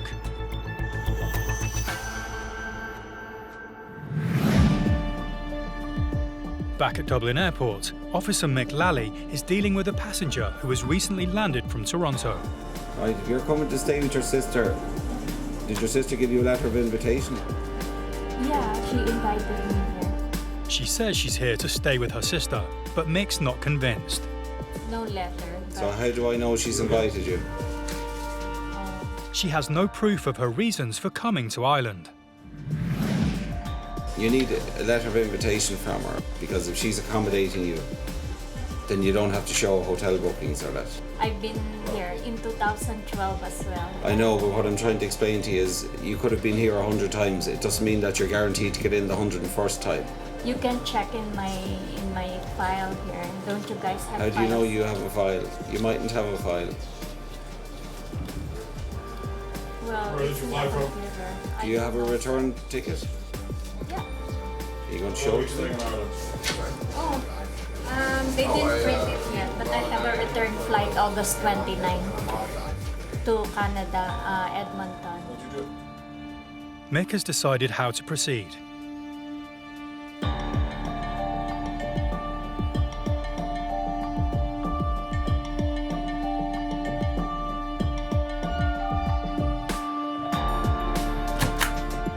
Having verified the woman's return flight, Mick is convinced enough to grant her entry to the country. Okay. She's allowed to be on her way, and Mick moves on to the next in line. On the night shift, There he is. Garda traffic officers have stopped the Hungarian driver who was driving erratically. Okay, the reason why we're stopping you is your manner of driving, okay? With activity around the port busy both day and night, When this goes blue, I'll tell you when to stop. it's important that dangerous drivers are stopped and, if necessary, taken off the roads. You broke the glass. They suspect he is under the influence of drugs, and after a couple of failed attempts, have managed to get a saliva sample from him. This machine show everything. It shows these four things. So it shows cocaine, opiates being heroin, benzos, and cannabis. And I will lose my driving license. Well, it all depends. You'll be brought back to a Garda station, we'll get a blood specimen back off you in the Garda station, and then it'll be sent off for analysis. And if it's detected in the blood, well, then you'll be summoned to court. And then it's a 1-year disqualification after all convicted in court. They've been waiting patiently, and now the results are in. It's bad news for the driver. You have tested positive for cocaine. That is good So or far, bad? that's bad. Okay. Okay, so I have to inform you that I'm arresting you on suspicion of being under the influence of drugs whilst driving. You are not obliged to say anything unless you wish to do so, but anything you do say will be taken down in writing and may be given in evidence. Do you understand what all this means? Yes, I do. Okay. It's down to the station for a blood test to confirm the result. If it comes back positive, this man is facing losing his license, a maximum £5,000 fine, and possible jail time. Do you take much cocaine? No. Just, that was actually Saturday night, you know. Yeah. See how long it stays in the system for? He claims it's been 48 hours since he took the drug. But that doesn't help.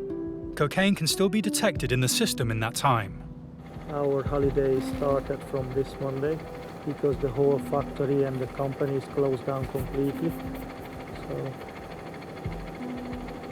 like a little celebrate, but it was really stupid. What do you work as? Fitting doors and windows. Right, so you a driver? Yeah, yes, actually, yes. So you need your license? If I lose my license, I lose my job straight away. A lesson, hopefully this is a lesson for you. It's a big lesson. The seriousness of the situation hits home. He's not only facing losing his license, but his livelihood too.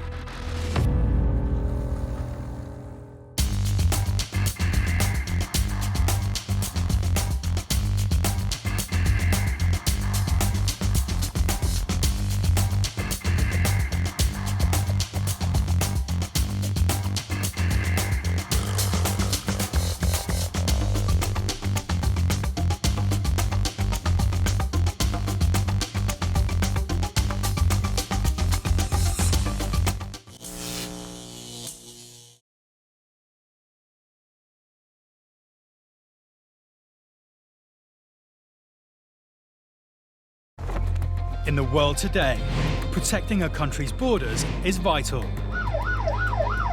It is seen as a gateway to the UK. These are the men and women in uniform responsible for safeguarding Ireland's borders. Stopping. Look at me, behind the yellow line. Searching. Have you been stopped at a checkpoint before? We just listened to me. And seizing. Drugs, arms and illegal goods. If anyone tries to harm me, that dog will tear them to shreds. Saving lives. I'd say about 200 kilometres per hour. And protecting Ireland's inhabitants and millions of visiting tourists. You could have been here 100 times. It doesn't mean that you're guaranteed to get in the 101st time. They police the ports. But you have to make sure that definitely nobody underneath the vehicle. The airports. Why did you tell me you weren't working? And the roads. These are very badly damaged straps. If you can't drive the truck, shouldn't be on the road. These are the border interceptors. Coming up, a routine stop and search. What's the story? Turns up an alarming fine for the Garda Traffic Corps. Some drugs paraphernalia here. The needles and tubes for making up their own syringes. Cork Port's four-legged secret weapon. That dog will tear them to shreds. And at Dublin Airport Immigration. You with the group? Yes. A student who may be on the next plane home. No problem then, because that visa's used. Cork Port is the second busiest port in Ireland and welcomes car ferries, cruise ships and freight carriers, giving easy access to the whole of Ireland. The front line is protected by armed police. Their primary role is to stop people trying to smuggle themselves illegally across the border. Great, thanks a million. Thanks a million. Mostly families come in here, but you still have to be very careful about the checks you carry out. Brilliant, thanks a million. It's mostly people that we're interested in. We work hand in hand with customs and they're interested in contraband. Thanks very much. But port security is not just of the two-legged variety. Officer Harrington is one of two Garda dog handlers for County Cork, assisted by two dogs, Laser and Rex. Rex is trained to find and detect various different illegal drugs. A very common misconception is that the dogs are addicted to the drugs they're trained to find. They're not, because a lot of the drugs that he's trained to detect would, if you got him into his system or up his nose, would actually overwhelm his system and kill him. The other dog we have here today, his name is Laser. Laser's trained primarily for search and rescue of missing or vulnerable people. But if the person tries to hurt the dog, hurt me or escape, the dog is trained to bite them and detain them. He's there to defend me at all costs, so if anyone tries to harm me, that dog will tear them to shreds. When you have a big angry German Shepherd that's barking and telling people to cop on, 9 times out of 10 they tend to listen. Rex and Officer Harrington are ever vigilant as they patrol the port, working as a team to detect smugglers trying to bring contraband into the country. Just letting them have a walk by, just seeing if they pick up on anything and possibly in any of the cars. Like if there's cannabis or anything like that in the car, they'd have a very pungent smell and you'd actually pick it up, the dogs can pick it up outside the vehicles. From time to time you'd get specific information that might suggest that a particular car might be on the ferry that might be of interest to us.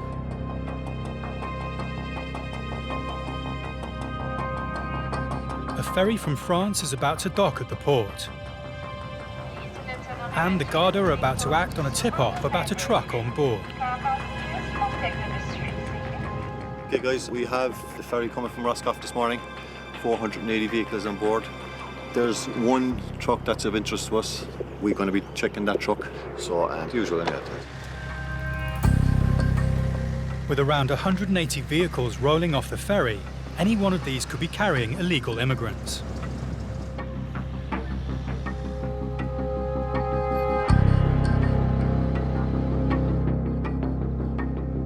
The officers spot the target vehicle as it leaves the ferry, and they pull it over as it heads to leave the port.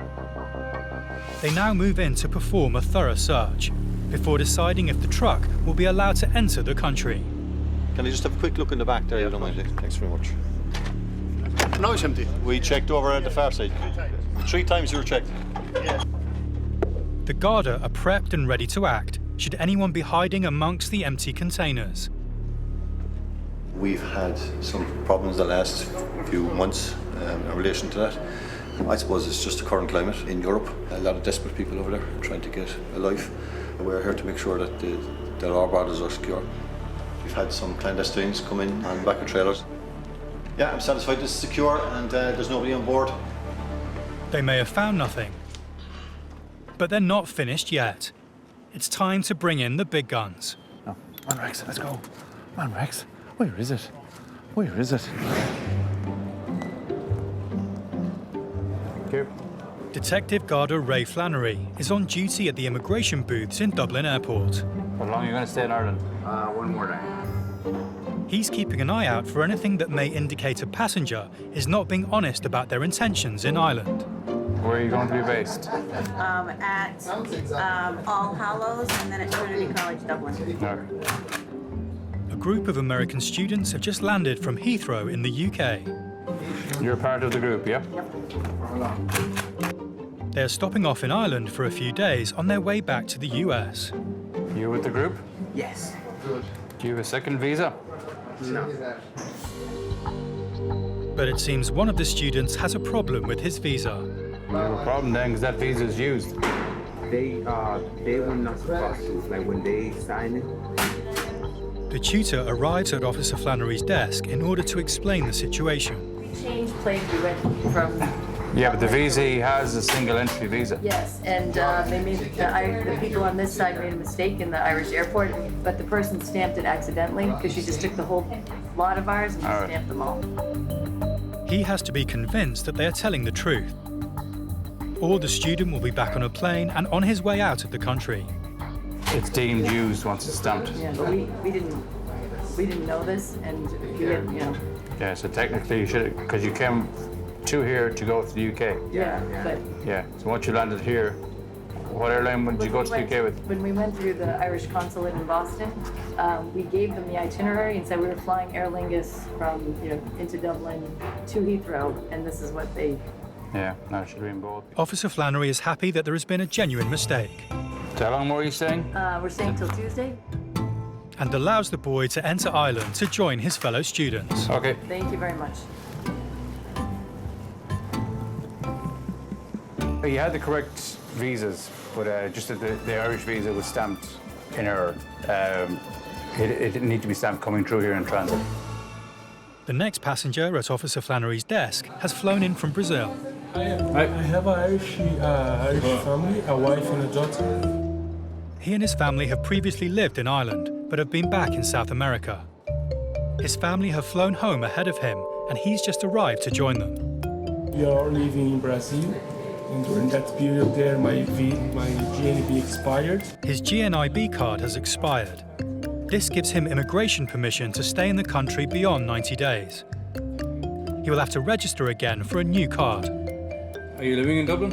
Yeah. You're down the country, you go to the local, but... Everything seems to be in order, until Officer Flannery asks the man his address in Ireland. What address are you living at? When I left, what we're going to leave now. When you left, you were living in... When I left, was in... The address they have on record is from 2009. Okay, when did you live in Triton? This is when we married in 2009.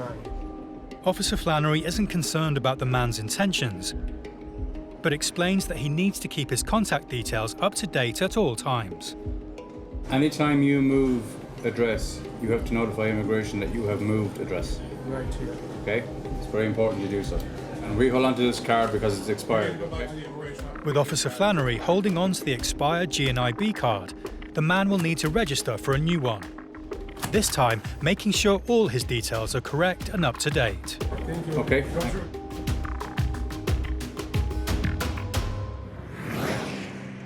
Back at Cork Port, the Garda Border Patrol are on high alert. Can I just have a quick look in the back there? I don't mind it. Thanks very much. They've had a tip-off that a truck arriving from France may be carrying something or someone it shouldn't have been. There's nobody on board. So far, they've discovered nothing. Time to bring out their secret weapon, Rex. Come on, Rex, let's go. Come on, Rex. Where is it? Oh, you're going to work. Where's that? Rex? Every time these dogs go to work, they think they're playing a game.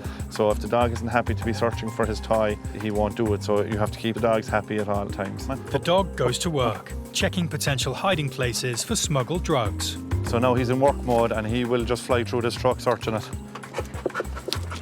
And if he comes across anything, he would stop beside it and start barking and scratching at it using his paws. With a sense of smell 2,000 times stronger and 50 times more sensitive than that of a human's, Rex is a potent weapon in security operations. Good boy, Rex. To him, it's a game. But if he finds anything, the drivers won't be smiling. He's very, very good at what he does, and he can make our search team's jobs an awful lot easier. Good boy. Yeah. Good boy. Rex's expert nose finds nothing. Given the all clear, the truck is waved through into the country. On this occasion, the tip-off hasn't led to a bust, but the squad will remain vigilant, ready for the next illegal attempt to enter the country.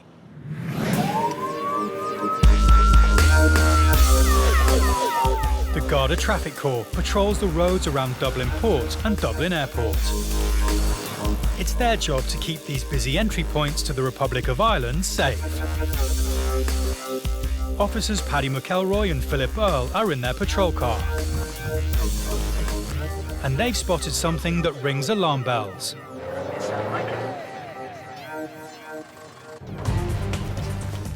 They turn the vehicle around and head off in pursuit of the Nissan Micra. Just took the turn a bit quick for my liking. As the driver overtakes other road users erratically, Hasn't copped us yet. He wouldn't drive like that if he knew we were behind him. the officers radio in for a vehicle check. Control, just looking for a vehicle registration check when you can. It's a dark coloured Micra and your Infinitus. Insurance resident March of this year, tax May of this year, payment up to March of this year. Oh, it's good there, not big. I checked it up behind earlier on this year. Roger that, sir. It's time to pull this driver over.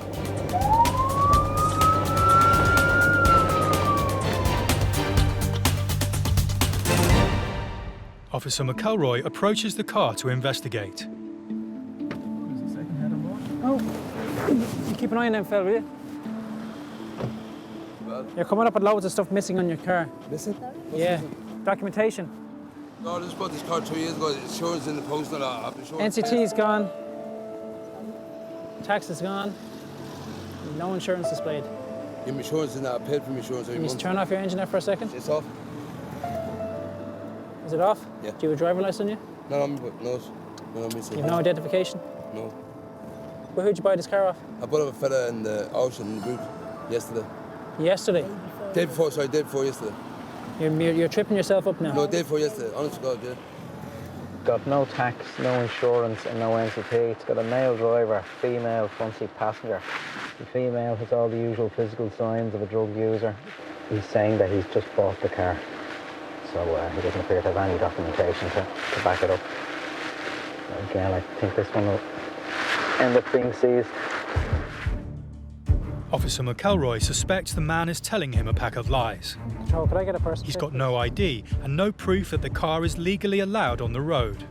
So the officers have no choice but to seize his vehicle. Could we get a tow truck up to this location, please? Your car's going to be seized. Under Section 41 of the Road Traffic Act. Please. A suspicion of no insurance. You see, you told me you bought it yesterday. Yeah, my license at home. How did you get insurance? I'm going to show that I paid every month. Where did you get insurance? Downtown. You only said you bought it yesterday. No, the day before yesterday, but I put my insurance in. I paid every monthly. It's £200. I'm not satisfied. Please, God, don't just. I'm not satisfied. Please. When I say that you've no license. Yeah, but have my insurance and license. Our checks have yeah, but I'm produced. I'm from the north. I'm in New York. I got past me testing over my license. Honest to God. James, it's been seized. I've made a decision. Okay. If he's going to stand any chance of changing their minds, he's going to have to think fast.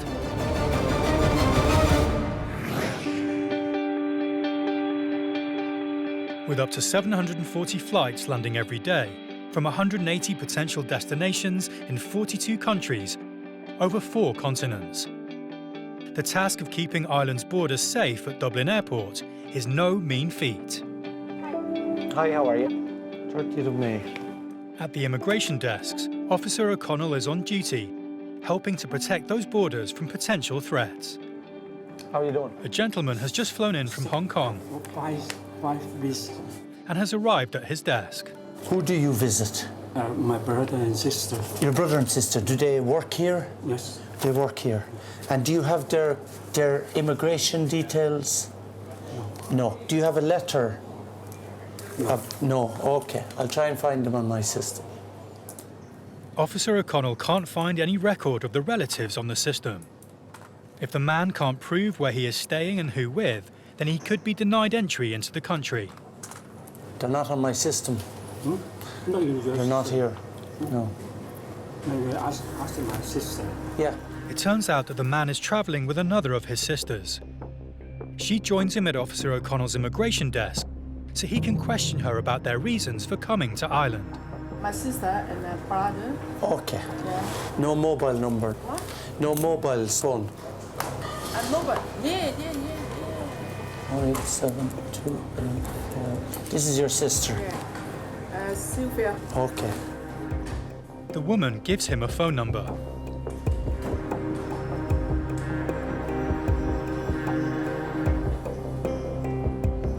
But there's no answer. Voicemail. He needs to confirm their story to ensure that they aren't trying to enter the country illegally for work. For now, they are going nowhere.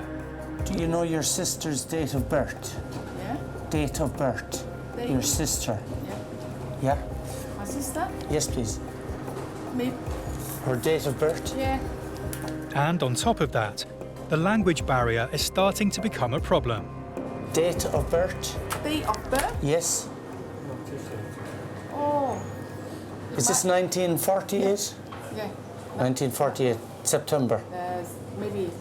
Okay. And born or nationality Hong Kong? Yeah, I'm from Hong Kong. Okay. No records. He tries to get through again.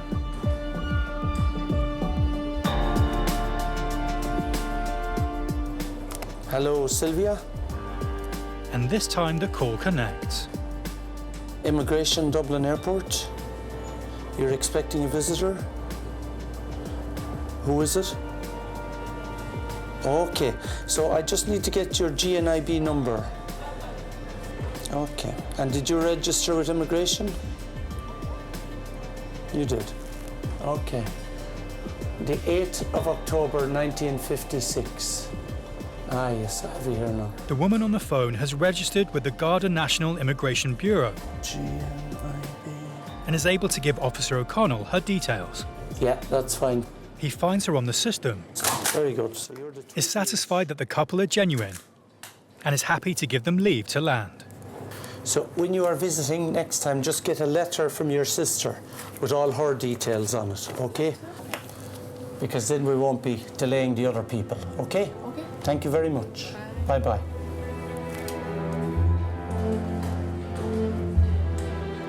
If they hadn't any contact details, it's grounds to refuse, to be honest with you, because they're telling you they're coming to visit people, and if I can't find them on the system, that means they're probably not here legally. So if I hadn't been able to find them, it would have been grounds for refusal.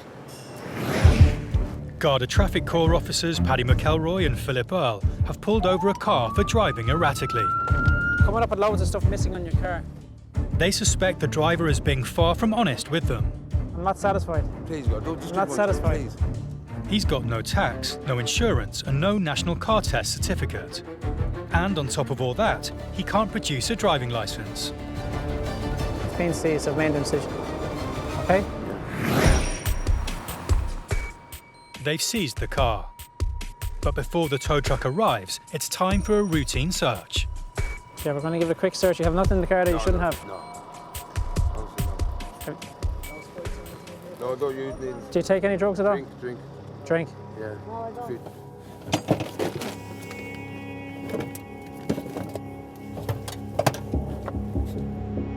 And the plot thickens. What's that? Who was on the cocaine? Nobody, I don't take coke, I don't drink. Some drugs paraphernalia here. We've the pipes that they use for smoking.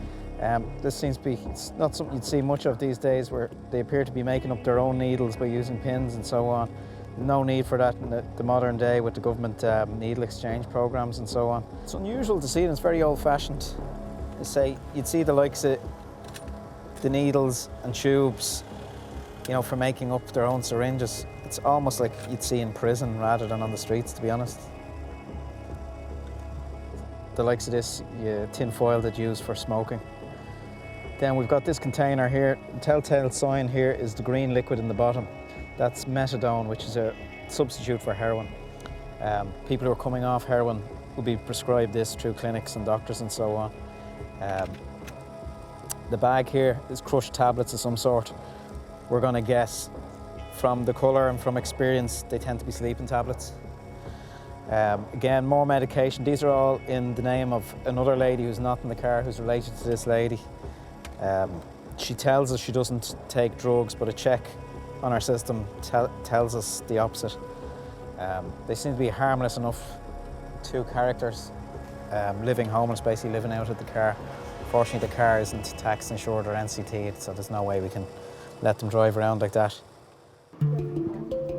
Although they found drugs paraphernalia, there's no drugs, so the officers can only seize their car.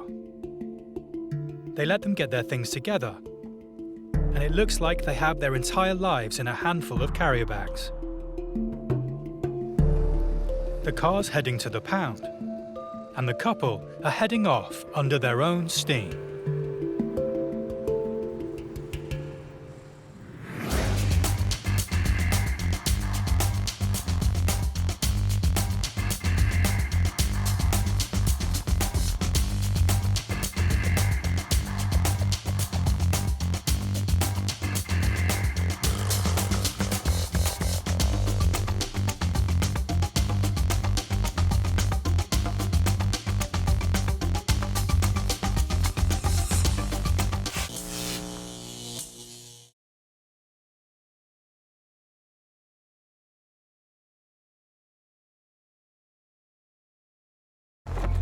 In the world today, protecting a country's borders is vital. It is seen as a gateway to the UK. These are the men and women in uniform responsible for safeguarding Ireland's borders. Stopping. Look at me, behind the yellow line. Searching. Have you been stopped at a checkpoint before? We just listened to me. And seizing drugs, arms and illegal goods. If anyone tries to harm me, that dog will tear them to shreds. Saving lives. I'd say about 200 kilometres per hour. And protecting Ireland's inhabitants and millions of visiting tourists. You could have been here 100 times. It doesn't mean that you're guaranteed to get in the 101st time. They police the ports. But you have to make sure there's definitely nobody underneath the vehicle. The airports. Why did you tell me you weren't working? And the roads. These are very badly damaged tramps. If you can't drive the truck, shouldn't be on the road. These are the border interceptors. Coming up, Dublin Airport's strict immigration rules shock a traveller from down under. How long are you staying? 3 days. Keeping the borders safe, it's a race through the streets of Dublin to find a wanted car. And a young passenger flying solo. Is this person collecting you? Gives passport control the runaround.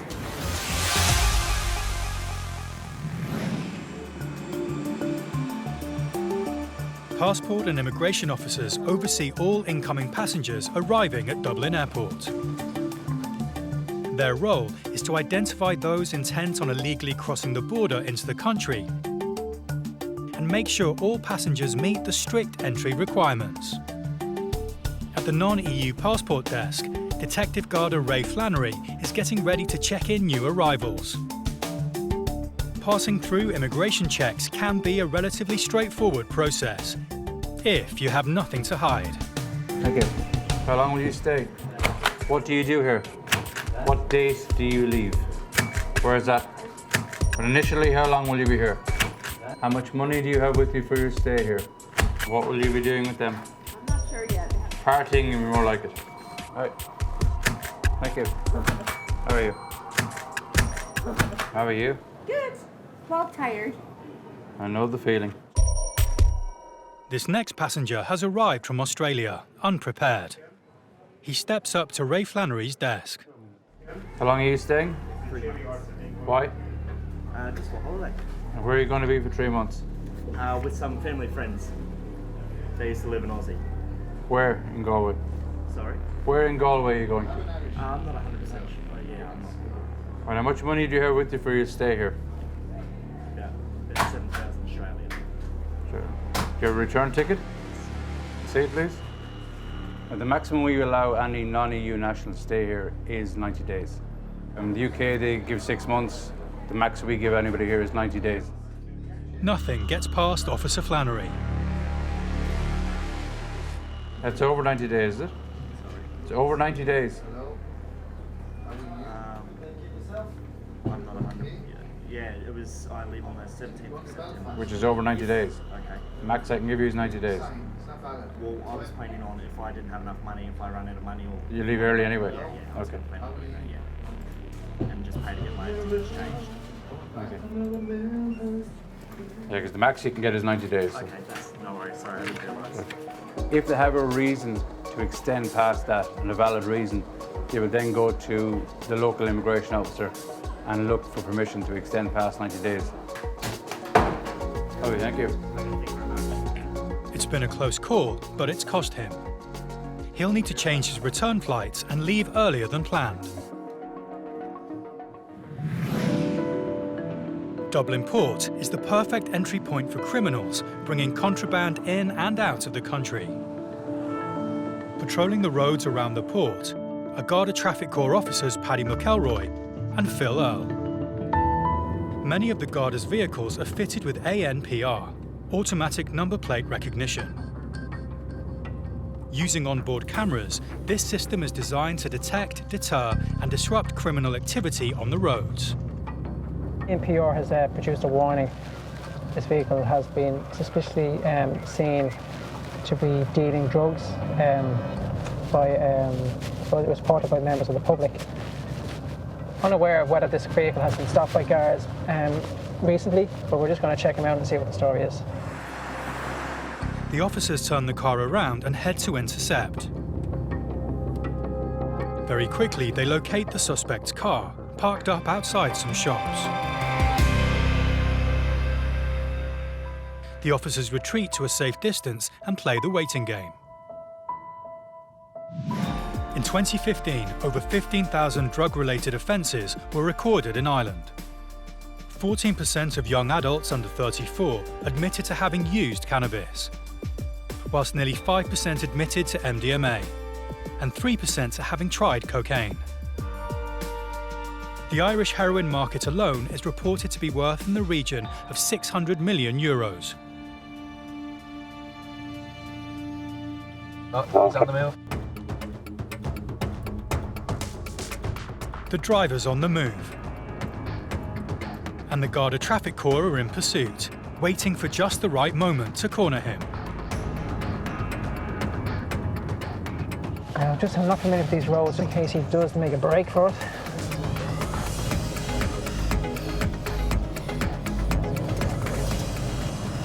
He's going into the garage there now.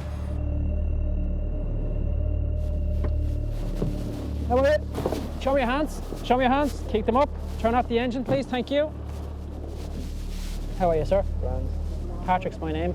Guard here attached to traffic, Dublin Castle. Yeah. Right, can you step out of the car for a second? Okay, how are you? Is this your vehicle? Yeah, this is my vehicle. Do you mind if we have a search? Yeah, you can go ahead. No problem. You agree to a search? Yeah, 100%. No problem. Do you want to empty everything out onto the bonnet that you have in your pockets? You can do it. No. Empty everything in whatever you have in your pockets. I have nothing in my pocket. You actually scare me when you pull up like this. But there's no need to be scared. We're going to do a brief search of the car. Yeah.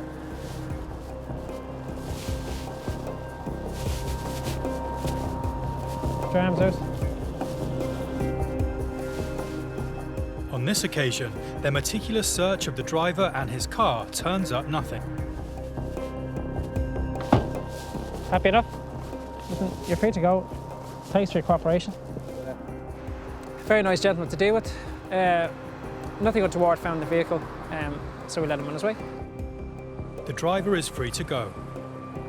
But with his registration logged in connection with possible criminal activity, it may not be long before he is feeling the long arm of the law again. Also patrolling the streets around Dublin are Garda Traffic Corps officers Mark Fay and Damien McMahon. The Garda Traffic Corps have a fleet of over 2,500 vehicles and use a combination of highly visible cars to act as a deterrent on the roads, and unmarked vehicles for surveillance and covert operations. 03 Delta 78459. The officer's ANPR system has just got a hit on a car with no tax and no national certificate to prove its roadworthiness. Time to pull this driver over. How are you? Do you have a driving licence on you there by any chance, eh? You've nothing on you at the moment. Do you have any form of identification just to show who you are? Nothing at all, no? Officer Fay is able to check her details against those showing on the ANPR, and it doesn't match. She claims she has just bought the car. Did you buy the car privately or did you buy it off the garage? Privately. Do you know what the story is with relation to the vehicle registration certificate? Have you got anything back? No? Have you inquired to see? Your friends send off the logbook for you? Okay. With the facts not adding up, Officer Fay checks the car's insurance disc, and there's a problem there too. Cars in Ireland must by law be insured and display an insurance disc in their windscreen. It's estimated 150,000 road users in Ireland are driving without insurance. Whose insurance is displayed at the front there, Jacqueline? Whose insurance is that in the front then? Who are you insured with? AXA. Would you know your policy number? Or? No. The driver claims that the car's insured, but as the policy is not in her name, Officer Fay needs to make a call to get to the bottom of the situation. How you doing, AXA? This is Garda Mark Fay here from Traffic Dublin Castle. I'm just wondering, can I do a Garda check, please?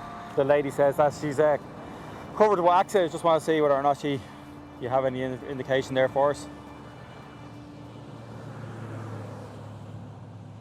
Policy cancelled due to non-payment. Non-payment. All right. All right, Jacqueline, a bit of bad news for you. The policy was cancelled as of the 26th of April. You have no insurance. She's not been paying for her policy and her insurance has been cancelled. At this moment in time, you have no insurance. As it stands at the moment, I can't let you drive on, you know what I mean? With no insurance, the Garda have to keep her off the road and so seize her car. I'm not victimising you. I'm not. Well, I actually have no discretion when it comes to insurance. No, the situation is I'm detaining the vehicle under the provisions of Section 41 of the Road Travel Act of 1961 as amended. All right, Jacqueline? We just listened to me. I just want to give you a form as well. I'm being victimised. I want to give you a form then, Jacqueline, explains how to get the vehicle back. But there's nothing she can do. Her car isn't going anywhere soon. When it does move, it'll be on the back of a trailer heading for the city Take your pound. private keys, and I'm just going to get you a form to explain how to get the vehicle back. Protecting the borders from those intent on breaking the law isn't the Garda's only role. They also need to make sure all 30 million passengers that pass through Dublin Airport each year can do so safely. At the non-EU passenger desk, Officer Frank Flynn is checking passports. Hello, how are you? Passport? A young girl arrives on the next flight from Paris. As she's clearly on the wrong lane, he's alerted to the fact that she's travelling alone. Have you got a boarding card? She came to the non-European line, but that was a mistake on her part. Maybe she didn't know. She probably didn't realise. Just followed the crowd. You got to learn English? Industry experts believe more and more children are flying solo, with numbers now into the hundreds of thousands each year and still climbing. And where are you going to learn English? This also puts a strain on ground teams too, with greater responsibility for the safety of the youngsters travelling through the airport. Is this person collecting you? With a girl appearing to be under 16 and in need of help, Frank needs to make sure she's in safe hands when she leaves the airport. Hello?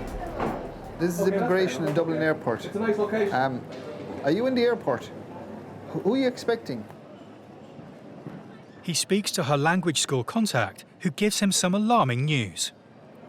Not with you, no? I rang the person and he said she wasn't on his list of person. Thank you. No, I'll have to ring you out. Concerned for the girl's safety and with a duty of care, Frank leaves his booth. He needs to find the school contact that he was speaking to. Hello, Noel. Are you in Terminal 2? Sometimes people come here unaccompanied. If something happens, then we have a duty of care, you know? That's why I have to check the person out. Hiya, Noel. Hello there. How are you? I just saw your name and your phone number on it here. No problem, yeah. But the contact appears to be just as confused with the situation. She's not on my list. She's not on your list. I'm going to check. I think she's... If it can't be sorted, there's a very real chance that she may be flying home. Now, moi je suis de l'agence de New Change, d'accord? Is there any name of the family there? I'll just get her now, the family now. Okay. He's going to find her now. I'm sitting waiting on her over there. No, okay, right, okay. With the host family found, Frank checks their credentials.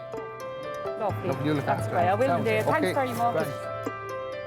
It's been a worrying start to this youngster's holiday, but thanks to Frank's tenacity, all has been resolved. Met the lady and everything was okay. So it's fairly prevalent in the summer holidays, people coming to learn English here. Juveniles, unaccompanied as well, you know, so we have a duty of care, so we have to make sure that they don't get lost. Outside Dublin, this car's number plate was flagged as a vehicle of interest. Non-payment. Non-payment, all right. The policy was cancelled as of the 26th of April. At this moment in time, you have no insurance. I'm not victimising you. The owner eventually admitted to driving without insurance, and her car was seized. Back with officers Fay and McMahon, the woman with no insurance has had enough. Am I expecting her home? I've no post at me. Nothing. She's heading home on foot. She's going walking on the motorway, so... They need to stop her before she puts herself in front of fast-moving traffic. Have a chat with her there. See if you can see some bit of sense. Jacqueline, you can't go walking on a motorway. You can't walk on a motorway. Is there anybody you can contact? No. Anybody at all? No. You can't, Jacqueline, you can't actually walk down on the... Jacqueline, you can't walk down onto the Navan Road. Jacqueline, I have to stop you.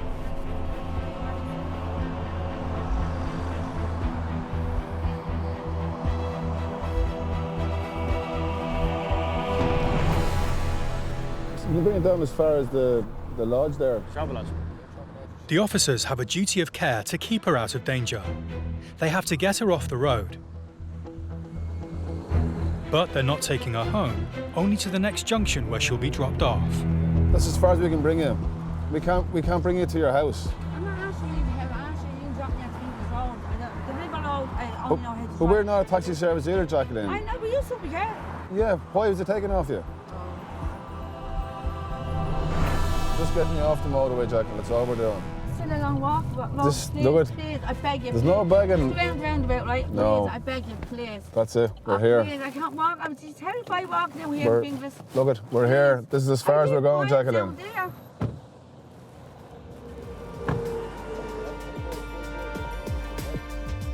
Despite her pleas, the officers leave the woman to her own devices. They then head back to her car to oversee its removal to the pound.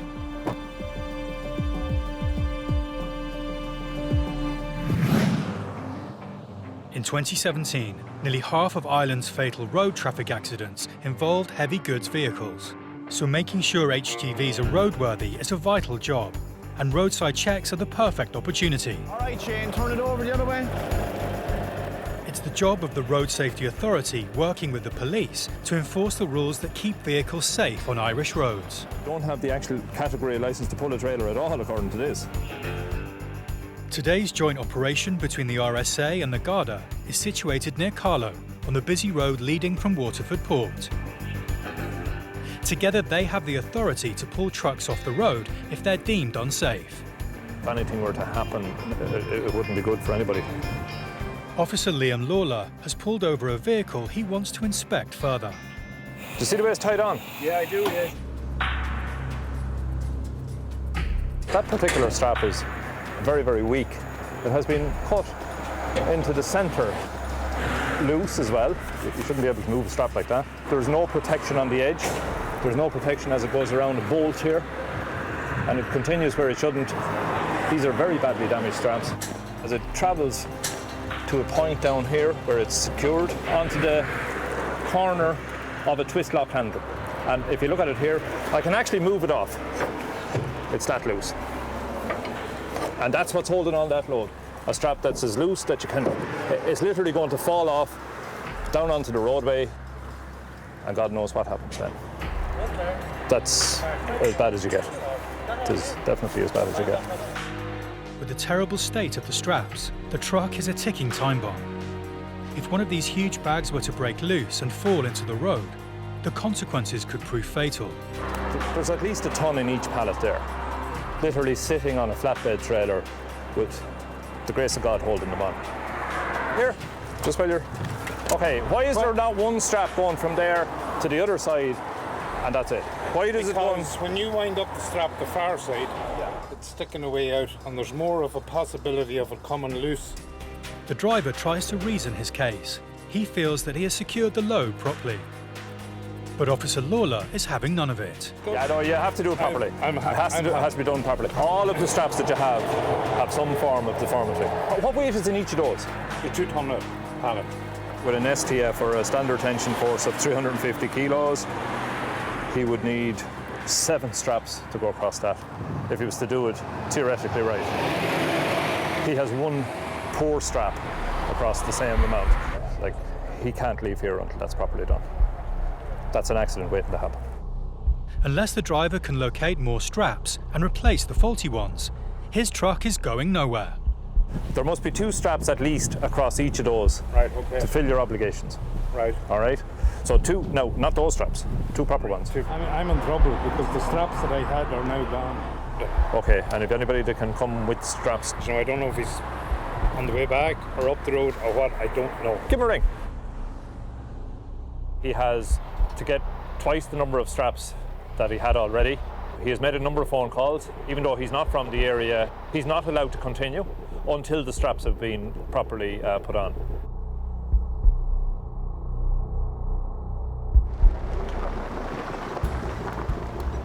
He's in luck. The new straps arrive with his colleague, and the pair set about resecuring the load.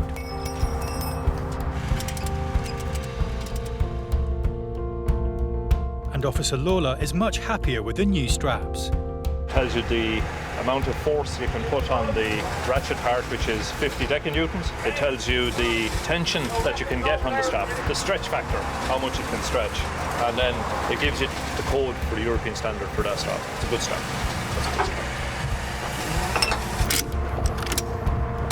Take her away, Vera. It's been rectified, but it has taken some time.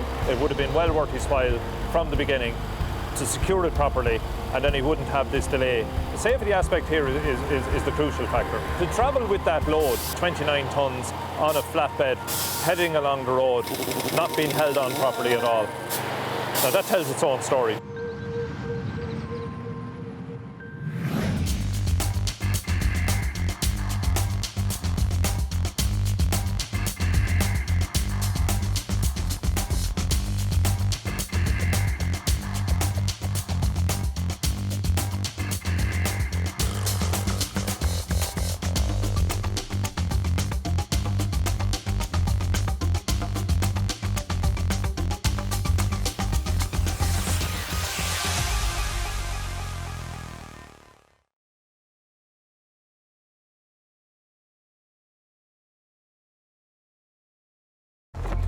In the world today, protecting a country's borders is vital.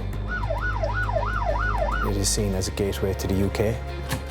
These are the men and women in uniform responsible for safeguarding Ireland's borders. Stopping. Look at me, behind the yellow line. Searching. Have you been stopped at a checkpoint before? We just listened to me. And seizing drugs, arms and illegal goods. If anyone tries to harm me, that dog will tear them to shreds. Saving lives. I'd say about 200 kilometres per hour. And protecting Ireland's inhabitants and millions of visiting tourists. You could have been here 100 times. It doesn't mean that you're guaranteed to get in the 101st time. They police the ports. But you have to make sure there's definitely nobody underneath the vehicle. the airports. Why did you tell me you weren't working? And the roads. These are very badly damaged straps. If you can't drive the truck, shouldn't be on the road. These are the border interceptors.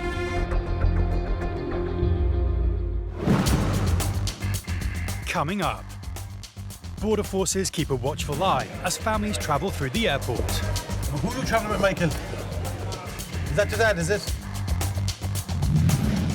Dublin Port Security have their hands full across the site. How are you? Well, what you doing? It's illegal what you're doing. And driving on his mobile phone is only the start of this driver's bad day. On the motorway with a phone up your face, it's not exactly safe. Not good driving. As Europe's most westerly airport, Shannon handles an increasing number of transatlantic flights. With increased arrivals from outside Europe, comes increased scrutiny of passengers by officers on passport and immigration.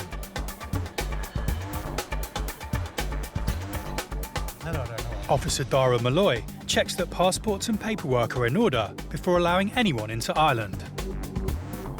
As well as keeping the border secure, Officer Malloy is also tasked with keeping passengers safe. And that particularly includes children. Hello. It's estimated that 1.2 million children around the world are illegally trafficked every year. Trafficking does happen. It happens all over the world for different reasons. But hopefully we're trying to prevent it here. But it does happen. Child trafficking does happen. Immigration staff are constantly on the lookout for unusual activity. Signs of threat, coercion, abduction, or abuse of power to transport people across the borders. We would be able to draw from our experience to make sure the child is happy with the person they're travelling with, whether it be a parent or a guardian. And who are you travelling with today? Mum. Please, please. He's your own anyway. All right. Thank you. Thanks ever so much. Bye-bye. Thank you. Bye-bye. With the correct ID, the family are waved through. Now, sir. Is that your dad, is it? That's my mum. Come over here. Yeah, that's just a passport here, just to make sure that you're the match up. It's just security to make sure that the kids are, are with the parents. That's lovely. All right. Thanks very much. Another family arrive at Detective Garda Seamus McMahon's desk. But there's a problem. Is there just 2 passports, sir? It seems the family were led to believe they didn't need passports for the children to travel to Ireland. They do here, Mum. Since they don't, if they're travelling with an adult and they're under 16. Through Irish immigration? Just said flying from Britain to Ireland. It's on the Aer Lingus website. Officer McMahon, happy that the family is all together, allows them through. We don't have a website, ma'am, but I think it's a given that you produce your passport in any country that you go to. It does say that. Thanks very much, thank you. They were accompanied by 2 children. She handed 2 passports in to me, but she never produced passports for the children. She seemed to have an issue with that. You do need to produce your passport. That was the only way I could verify that they were all travelling together and they were actually children of that couple. In his booth, Officer Malloy is confronted by an unaccompanied boy. And who are you travelling with today? Where's your dad? Okay. Come here. Are you sure he's there, is he? Okay. Will you take a seat over there for me for 2 seconds until he comes over to me? Is that okay? No, that's lovely. Thank you. While he checks other arrivals, Officer Malloy keeps a close eye on the boy. Can you see him? Until his father finally arrives at the desk. Oh, you're the daddy, yeah? He got ahead of you. Just to make sure he was with an adult, you get me. Mind yourselves, lads. Take care now. Take care. And Officer Malloy can safely let the boy carry on with his journey. Running 24 hours a day, 365 days of the year, activity around the 600-acre site of Dublin Port never stops. It means Port Security have got their work cut out protecting it. Keeping everything moving, people safe, and ensuring this vital border entry point into Ireland is secure.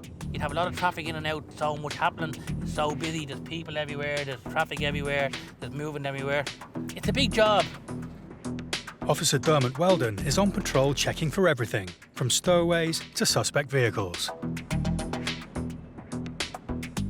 As well as ground patrols, the port security team have a vast network of CCTV cameras. Back in the control room, Dermot is on the lookout for anything suspicious. Left-hand side there, camera 35. The officers have to be ready to deal with any incident, night or day. A truck parked up overnight in the port has caught fire. Following emergency incident protocols, the team raise the alarm and secure the area. It allows the fire service to quickly get the blaze under control, limiting its spread and potentially saving lives, and avoiding thousands of pounds worth of damage. The size of Dublin Port also makes it a tempting location for criminals intent on illegal activity, with opportunists looking for any advantage. But their appearance on the port's CCTV means they won't be getting away with it. Used in conjunction with the security teams on the ground, the CCTV puts the criminals on the back foot. From illegal immigrants trying to break into the country, tracking stolen or wanted vehicles, or simply in hot pursuit. Hello, Port Operations, how may I help you? Back in the control room, Security Officer Weldon has spotted something suspicious. He's concerned about an illegally parked lorry. On the ground, Security Officer Paddy Rooney is sent to investigate. Control to Alpha 3. I know it's that gay, Paddy, because he rang before. A stationary truck on site could be entirely innocent, but it could also be a sign that something is wrong. I'm just going to wake this fella up, okay? So I'll be down here, put the camera on, okay? This driver is about to get a wake-up call, port security style.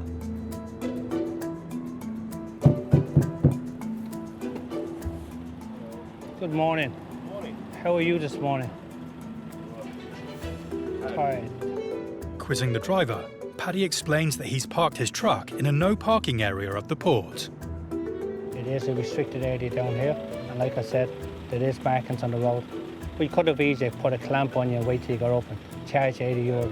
But unfortunately, I'm in good humour here today because I'm going on holidays. Are you long here? 2 o'clock. Drivers are required by law to take proper rest breaks before they can start driving again. So how many hours rest do you want? 9 hours on now. Okay. Right, I'm going to give you an extra hour anyway to get yourself sorted anyway. So at 11:15. Okay, so I'll give you about an hour, so okay? Yeah, very good, okay? Have a good day, okay? Thank you. Understanding of the situation, Officer Rooney gives him time to get himself sorted. We don't mind them actually parking around areas, but we normally would like to see them out here by lunchtime.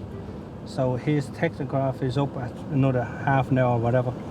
And so I gave him a full hour to get himself dressed. Elsewhere in the port, security have received reports of horses grazing on the side of the road. Okay, we're just finishing D7. While the control room monitors the situation, Security Officer Rooney heads to investigate. Yeah, oh, we have 2 of them. Good man indeed. Excellent. Oh, how are you? Well, what you doing? It's illegal what you're doing. The horses pose a security risk to passengers and the many vehicles that use the port daily.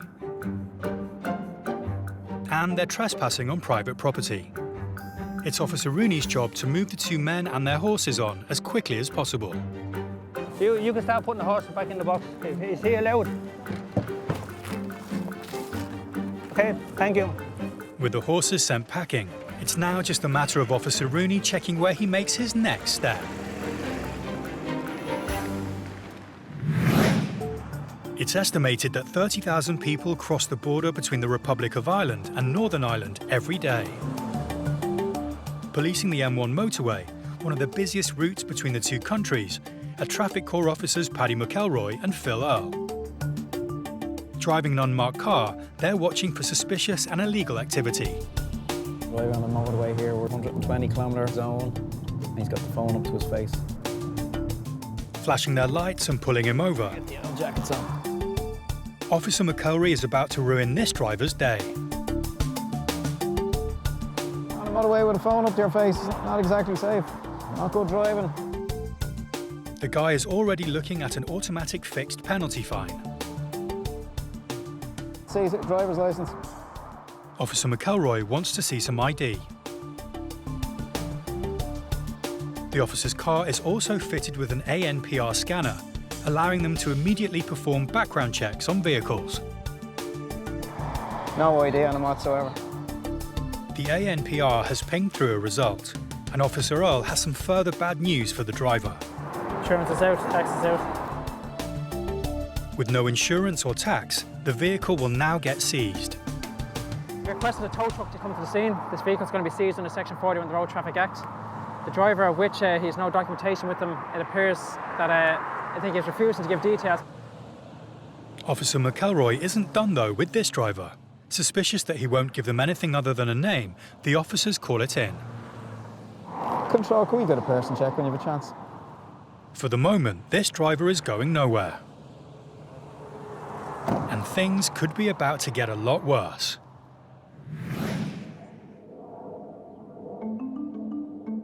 More than 20,000 foreign students travel to Ireland to study every year, many of them arriving at the country's largest airport in Dublin.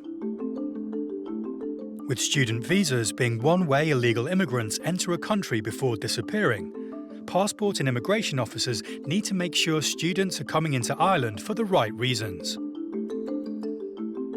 In order to prove they're in Ireland to study, students are required to have a letter of invitation from the college or university they're going to be studying at. A flight from the US has just landed, and a male student has arrived at Officer Mick Lally's booth. Before Officer Lally lets the student into Ireland, he'll need to see the relevant ID and paperwork. But there's a problem. Did they not explain to you you required a letter of introduction here, no? Do you have any documentation from the school at all, no? There are emails of like letters saying... Do you have anything printed out? I don't have them printed out. With no printed documents, there's no way of Officer Lally confirming the student's story, which means he's going nowhere. The young man desperately tries to find email confirmation from the college. The only problem is that he can't get a phone connection. And why are you here? Trip through the school, a Maymester. In another booth, Officer Ray Flannery is also having issues with a newly arrived student. Do you have a letter from the college? I do not. You should have. So I have no proof as to why you're here. A lack of the correct paperwork means this student is also going nowhere. Could I get a professor? Yeah. She calls over her teacher to see if there's anything they can do. Generally, a student group will have a letter from the college they're coming to, explaining why they're here, length of time, etc. Of course, they're going to study, and they'll have a list of the students. Do you have any documents in the school that you're coming to study? Student with no documentation. I have no proof. They could be here for any reason. It's organised through Franklin Pierce and UCD. Right. Talk to somebody in UCD. You should have a letter from UCD saying that you're coming here to study for a period of and the amount of students. Back at Officer Lally's booth, and mobile phone connection, or lack of it, is still causing a hold-up. And what course are you doing here? What's that? What will you be studying? I'm studying physics. You're not use the Wi-Fi, no? It's in 3G, so you're not on the Wi-Fi at all. And you're a physics student. Yeah. Open up which letter I need there. Eventually, the man finds the email and shows it to Officer Lally. And the last sentence is, you are recommended to retain a copy of this letter with you. Excellent. For immigration purposes.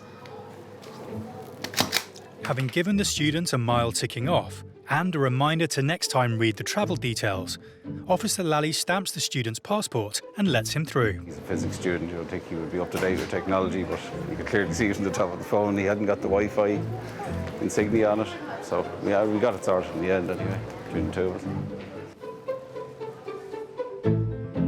At Officer Flannery's booth, having explained how things are supposed to work, the officer uses his discretion and allows the student to enter Ireland. You part of the study group? and we explain to them procedures going forward, what they need to do, and they will talk to the relative colleges, and hopefully next time that will be sorted.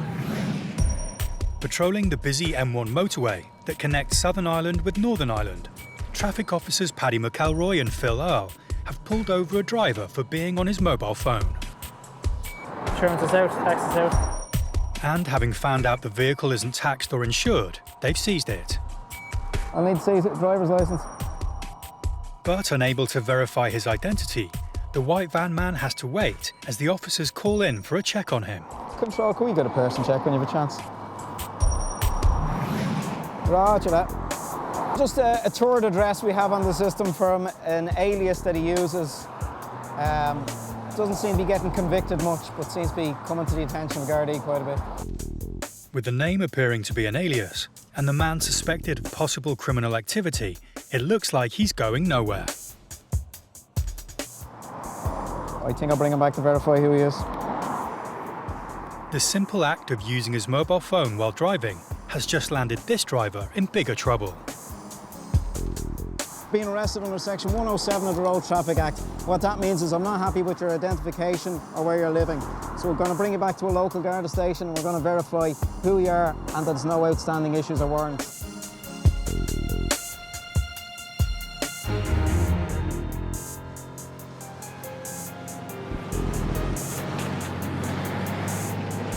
With his true identity still in doubt, it's not just his vehicle getting seized. He's nicked too. And it's a chauffeur-driven ride to the police station.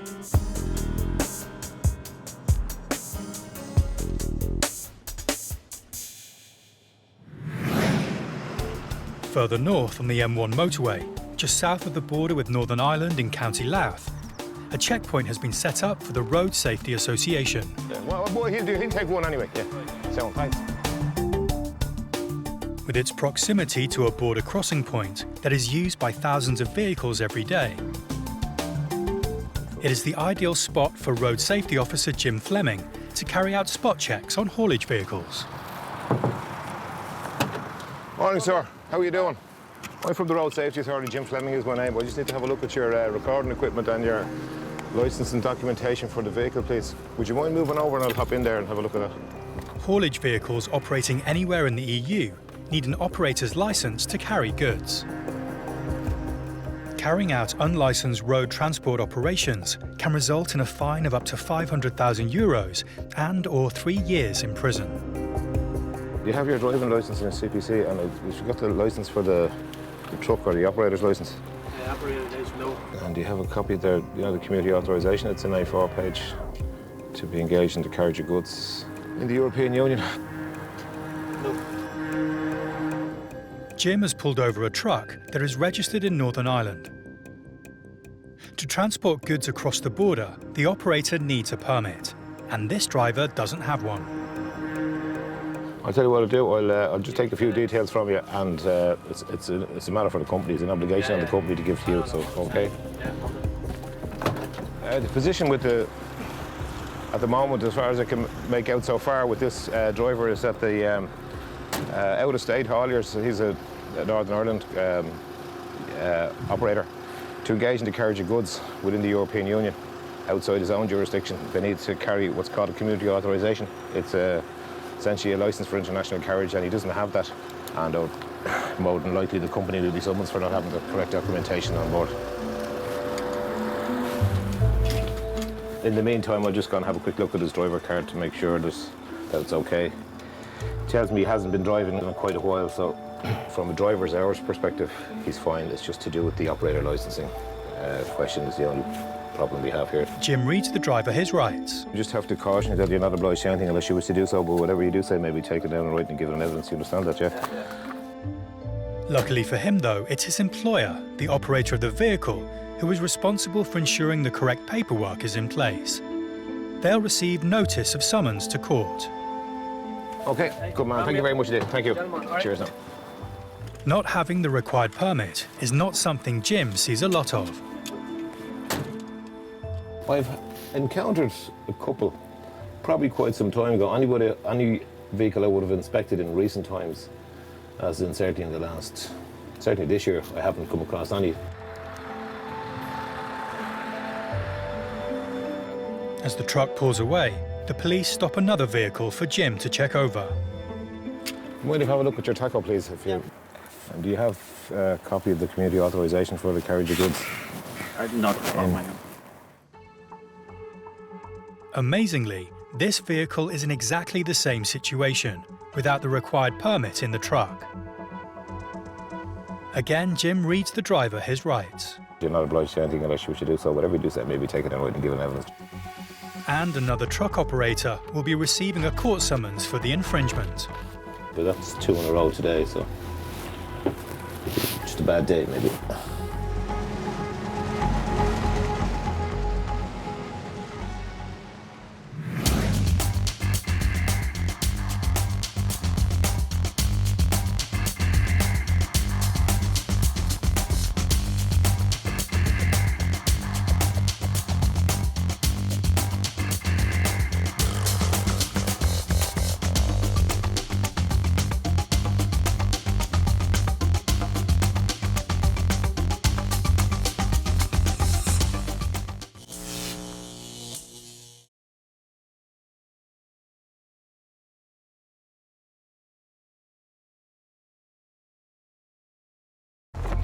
In the world today, protecting a country's borders is vital.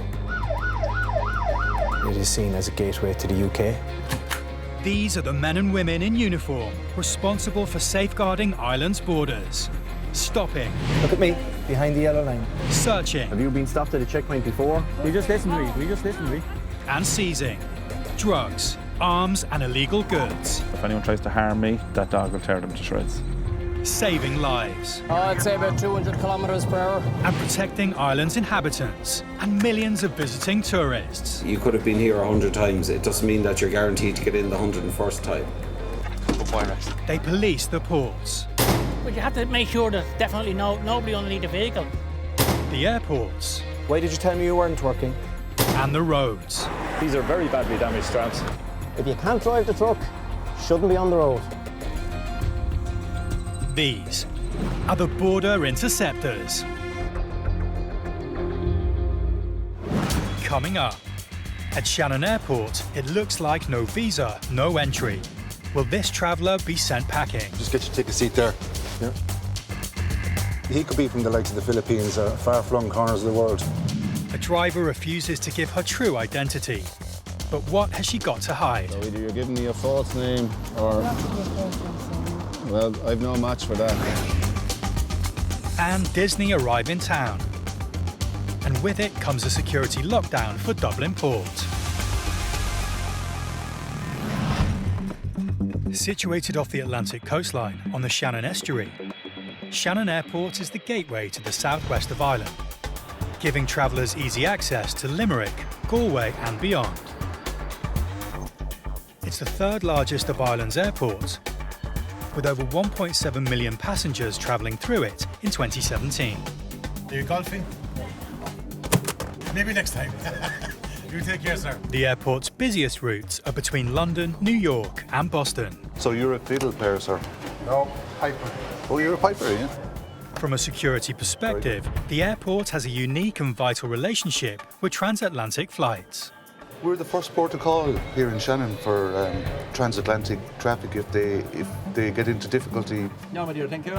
they pass that point of no return where they can't turn back from America and they must keep going to the western seaboard, so we're it. So border control here remains tight. People attempting to enter illegally may find themselves in a very bad position. Shannon doesn't have daily return flights to some of the airports preferred by would-be illegal immigrants, with the result that anyone that might arrive here illegally could be looking at up to a week inside a Limerick prison pending a return flight. Oh yeah? You're with that gang, yeah? Yeah. It's estimated that there are upwards of 26,000 undocumented workers in Ireland. You're okay, girl, you're okay, there's no panic. Many are foreign nationals illegally working in the country. How you doing? Having arrived on tourist or limited work visas and then disappearing. Thank you. A non-EU resident has just flown into Shannon Airport and has arrived at Immigration Officer Niall Camp's desk. This is no simple case of stamping and letting him through, though. He's carrying an unusual amount of paperwork, and of much greater significance, he doesn't have a visa. No visa usually means no entry. I tell you, just get you to take a seat there. Here, I'll call you back in 5 minutes. He's told to take a seat and can only wait to find out if he'll be allowed into the country. Talk to you in 5 minutes. Thank you. That man behind me now, that gentleman behind me, he could be from the likes of the Philippines or far-flung corners of the world. We're not too concerned what country he comes from, as long as he is who he says he is. But there's a small bit of paperwork involved with him, so just put him aside, not to delay the queue too much. It'll do. There's only 2 minutes. The entire flight is being processed, and the passenger is still waiting. He'll have to stay put until Officer Camp is ready to see him. How you doing? The passenger is called back to the desk. He's got to hope that the paperwork he's carrying will be enough to allow him into Ireland. How long will you be staying for? Welcome back. Thank you. Now, how are you doing? Officer Camp is aware that he has arrived in the country without a visa. And with no visa, there's a very real chance he'll be sending him packing on the next flight home. Have you been here before? Yeah. However, having gone through his paperwork, he's identified as a working international fisherman. And he's carrying a seaman's book. It's a record of his service working at sea and allows him entry into a country without a visa if he's immediately joining a ship's crew. Do you know the name of the ship you're boarding? Valiant. The Arklow Valiant? Yeah. Working on ships all his life. And for him to correctly enter a country with the amount of visas he'd require, it'd be an impossibility, or very difficult at least. So what he has is a seaman's book. It's a type of a passport for the high seas. Seaman's book, passport. Thank you very much. Best of luck. With all the paperwork done, he now has 24 hours to join his ship. Garda traffic officers McMahon and Fay are on patrol around Dublin Port, one of the busiest entry points to the Republic of Ireland. Attention. Here's some reason. What are we looking at? Their automatic number plate recognition system has raised a flag, and they head to intercept the car. Yeah, I drive off from a fuel station. When was the warning put on there, Control? The car has driven off from a filling station the night before without paying for goods.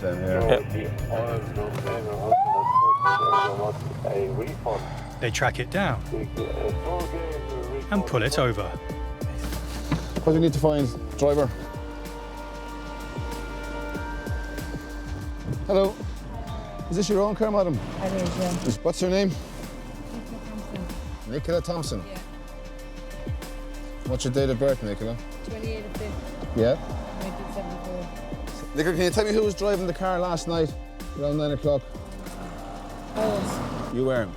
And the car was up in Navan last night at 9 o'clock at a filling station. It left without paying for wine and for oil. You don't know anything about that? Tango Bravo 208. Control, could you oblige with a driver lookup, please? Surname is Thompson. The date of birth is the 28th of the 5th, 1974. Nicola, I'm not getting any match for any driving licence assigned to a Nicola Thompson, the 28th of the 5th, 1974. So either you're giving me a false name or... Well, I've no match for that. Anyone who has a licence in the country, their details are stored on their computer, and there's no match for Nicola Thompson, the 28th of May, 74. No, it's 28th of May. No, it's the 9th of August, 1988. You said the 28th of May, 74. No, sorry. You tell me 88. You're not 1988. So start giving me your correct name, address. I'll arrest you and take you to the Garda station, and we'll verify your details there. So give me, pardon me? Noreen. Noreen. Byrs. What's your date of birth, Noreen? 28th of the 5th? 71. One moment, please.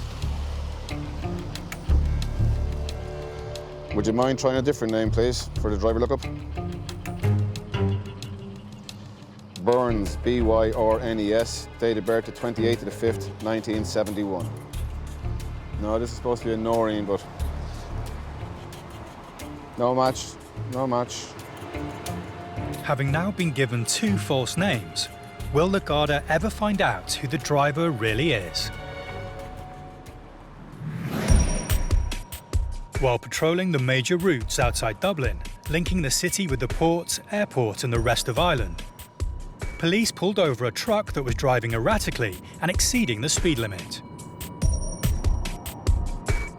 The vehicle was immediately seized and the driver charged with dangerous driving. But suspecting there is more going on with this truck than meets the eye, the police have now called in Senior Transport Officer Seamus Lynch from the Road Safety Authority to investigate. The driver has to comply with certain rules. They're called the driver's hours regulations. So the driver has to take prescribed breaks, he's got to take prescribed daily rest and weekly rest periods. And he's also restricted to a certain number of driving hours. So the purpose of the tachograph then basically is to keep a record of all them breaks, rest periods and driving times. By manipulating the tachograph, they're disguising all of that. You know? Officer Lynch begins his investigation by printing out the distance travelled data from the tachograph, as well as the recorded engine speed. But the data doesn't add up. Now, when I look at the vehicle speed here, right, it's telling me that the vehicle never moved. That's fine. The guy could have been at rest that day. However, the engine speed between 600 and 800 revs, there's a 36-minute period there. From 800 to 1,000 revs, we've got 53 minutes. So if I add all these up, compare these 2 printouts, the vehicle speed, 0 for 24 hours. But this is telling me that the truck was actually moving for 7 hours and 23 minutes. You know, there's no doubt there's a device here somewhere. Officer Lynch, suspecting the vehicle's tachograph has been illegally tampered with, decides to take the truck back on the road to test it. Our tachograph is recording the fact that we're actually driving. That's what it's supposed to do. The speedometer is working, and it's based on the information we've got from the calibrated speed gun used by the sergeant here. It's working correctly. The 2 speeds are matching, and the odometer is recording the actual distance travelled. So I'm happy that there's no device being used at the moment as we're driving this vehicle. Everything may have worked correctly in the test, but Officer Lynch suspects there is an illegal and highly dangerous device fitted to the vehicle. Now he needs to find the device to prove it. The Garda Traffic Corps have pulled over a car. It's suspected of being involved in a recent shoplifting incident. With her child in the back seat, the driver has been in no hurry to tell the officers the truth. And they're still trying to find out her identity.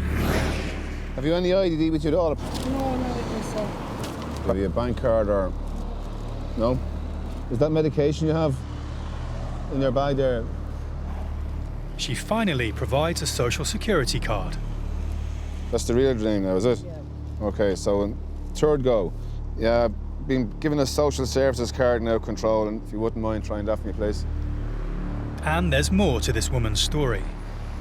She's got previous. You just released out of prison back in November.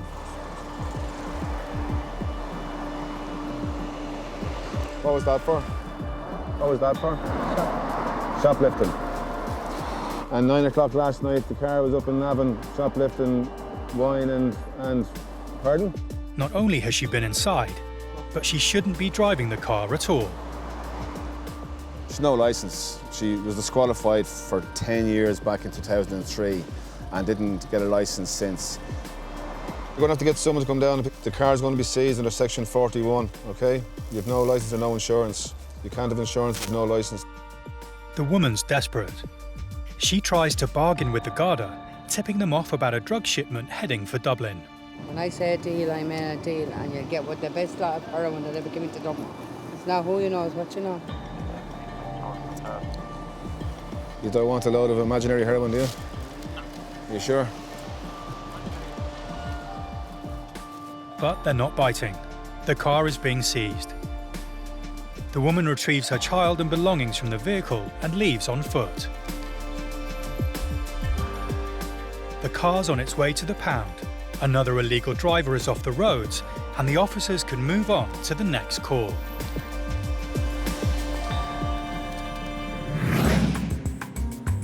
Dublin Port is a key entry point on Ireland's border, handling almost 50% of all trade.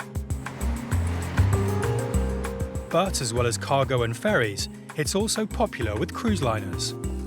A record 151 cruises were confirmed for the 2018 season, bringing just over 270,000 visitors to Dublin and contributing €50 million to the local economy. Today, the port is welcoming the 300-metre-long Disney Magic, with its 2,700 passengers for the first time.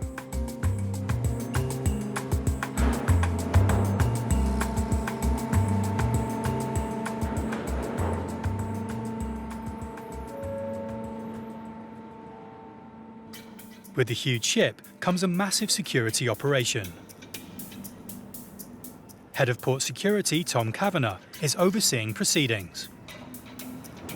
Somebody do an interior suite and just mirror underneath. The ship want them checked again when they come back in the afternoon.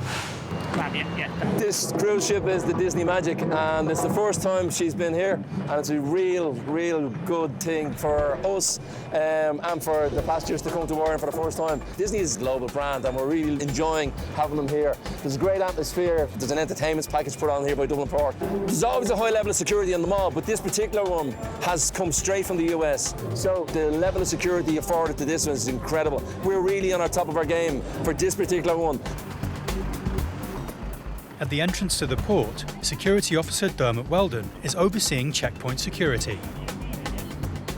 Every single vehicle coming in and out of this part of the port has to be authorised, either because they work there or because of the cruise ship's arrival. I have the manifest here, visitors list.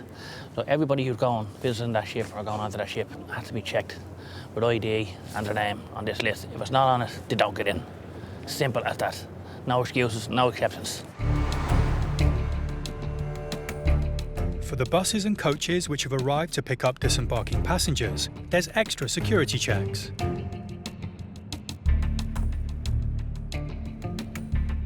As Dublin Port is a potential high-profile target for a terrorist attack, the security team have to be vigilant, looking out for anything that might raise suspicion. Security, whether you like it or not, the main aspect in everybody's life. Even if you have an alarm in your house, you have to make sure no one robs your house. It's the same with the crew liner. You have to make sure no one robs the crew liner, no one blows up the crew liner, no one's trying to blow up the crew liner. It's all about security. All the vehicles pass their security checks, and on the dockside, the cruise passengers can board their buses to go on excursions around Dublin. The passengers may have left, but with the cruise ship still in port, security remains at the highest level. Disney could be considered a target for terrorists or subversives. We will not allow anybody cause a problem here in Dublin. That's what they want and that's what they get. So far, everything has gone to plan. But until the ship leaves, the security team must remain on high alert. Once the passengers return from their excursions, the ship sets sail for the next leg of its journey. Finally, the security team can relax until the next cruise liner of the season arrives. A speeding truck has been seized by the Garda and its driver arrested for dangerous driving. But there's also a suspicion that the truck has been tampered with to avoid safety regulations. Road Safety Authority Officer Seamus Lynch has checked the truck's data and is certain it's fitted with an illegal device that stops the tachograph working correctly. When I compare these two printouts, the vehicle speed 0, but this is telling me that the truck was actually moving for 7 hours and 23 minutes. Now he needs to prove it. What's probably fitted to this particular vehicle is a canvas manipulation device. Having come across these devices before, Officer Lynch has an idea of how it works. To trigger the device, we've got to turn the ignition on without actually engaging the engine. Now, Darren, if you want to put your foot on the accelerator, I'll count to 6, 1, 2, 3, 4, 5, 6, starter. the device will be activated. And we will then proceed to drive, and we'll actually see what effect does this device have on the truck. Pulling out there now. You can clearly see the tachograph is not recording driving. We're actually not travelling at all according to the speedometer. It's at 0. Using a quiet stretch of road, the officer driving puts his foot down. We've upped the speed, so let's see what the calibrated gun tells us. We're now down 122. The speed limit is 90. The driver has no idea what speed he's driving at. The speedometer's not working, so he hasn't a clue. And you've got to bear in mind, this is a truck. A truck like this can't stop in a hurry. And usually the people who use these devices, they're used for the purpose of disguising the fact that they're driven longer hours than they're supposed to, they haven't got the required breaks or rest periods, so they're more than likely fatigued drivers. And the statistics show that 1 in 5 accidents are caused by fatigue. It's extremely dangerous, and you know, I would imagine that the people who fit these devices give absolutely no consideration whatsoever to road safety. Armed with the evidence that the tachograph has been tampered with, Officer Lynch now needs to find the device. His team starts looking for anything unusual. And it's not long before they find what they're looking for. Is there a black box I see here? We've seen these before. Auto CAN bus data log. Going to have a look inside, okay? Right, there we have a printed circuit board. So what I'm just going to try and do a little bit of a test. Turn the engine on now, okay? Now if my suspicions are correct, I would expect to see a green light or something else. 4, 5, 6. There's your green light. She's now activated. With the suspicions confirmed, the evidence Officer Lynch has uncovered will be used to prosecute the truck's operator and driver. The haulage industry is highly competitive, leading to companies taking risks to complete the work on time. But on this occasion, they haven't got away with it. They now face a fine of up to €5,000 and even 6 months in jail. It's all down to being motivated by money at the end of the day. The more work they carry out, the more they get paid. So, you know, I presume they look at the tachograph and driver's hours regulations as being too restrictive. But the problem with that is, obviously, you're compromising road safety and the conditions for drivers. These drivers are often, you know, made to use these devices, and they're ending up driving 16, 17, 18 hours a day and not getting adequate rest periods. Quite a small looking device, isn't it? But what it can do can have pretty serious consequences. If one was to consciously think of road safety, you wouldn't put in one of these.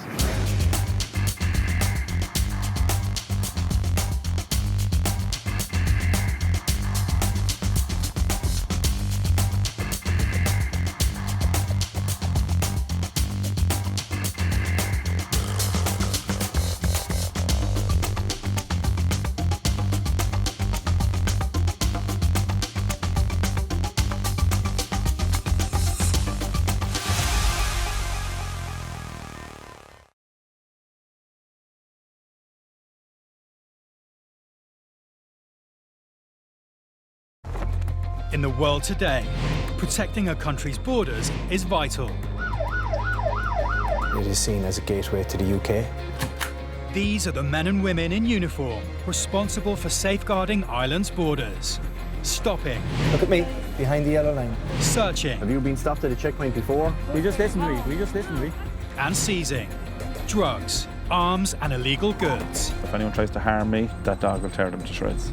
Saving lives. I'd say about 200 kilometres per hour. And protecting Ireland's inhabitants and millions of visiting tourists. You could have been here 100 times. It doesn't mean that you're guaranteed to get in the 101st time. They police the ports. But you have to make sure that definitely nobody underneath the vehicle. The airports. Why did you tell me you weren't working? And the roads. These are very badly damaged straps. If you can't drive the truck, shouldn't be on the road. These are the border interceptors.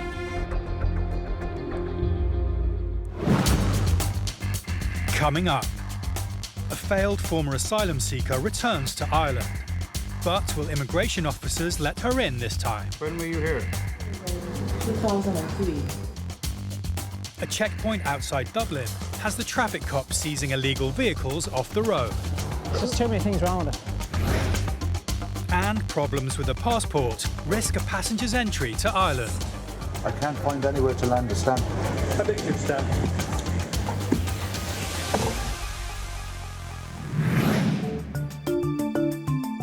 A record nearly 30 million passengers travelled through Dublin Airport in 2017, the majority from Europe, followed by transatlantic flights.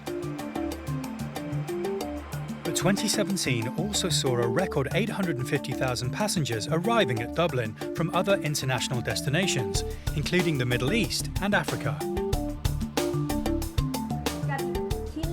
Chile, Santiago, capital. Okay. With increased international passenger numbers comes an increased risk of people attempting to enter the country illegally. Department of Justice figures show that the Republic of Ireland is facing its highest level of asylum claims for a decade. So it's vital that officers at border control continue to scrutinise passengers to make sure they are entitled to visit or stay in the country. Working at the non-EU passenger booth today is Officer Ray Flannery. The family arrives at his desk, and Officer Flannery begins the process of assessment. Have you been here before? The mother. When were you here? 2003, as an asylum seeker. The woman admits she travelled to Ireland before, in 2003, when she applied for asylum. Her application was refused. Officer Flannery needs to ascertain why she's returned to Ireland, this time with her family, and if she intends to apply for asylum again. And why come back now? Because my daughter has expressed her interest in growing in Ireland so she could grow with the culture. Have you any documents from the Irish government? It appears the couple are not seeking asylum, but have no documents or visas to allow them to enter Ireland. Instead, they reveal important information they believe allows them to enter the country. No, we apply and they get my birth certificate. As their daughter was born in Ireland, she has an Irish birth certificate, which the couple are able to present to Officer Flannery. This immediately changes everything.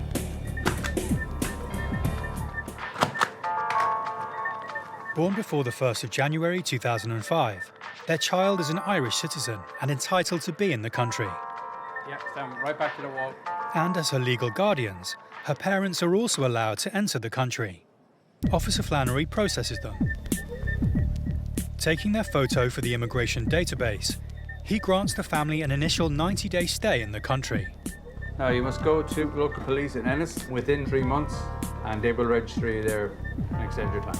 They have the child's birth cert and Irish passport, so they have proof that the child is Irish and is entitled to be here.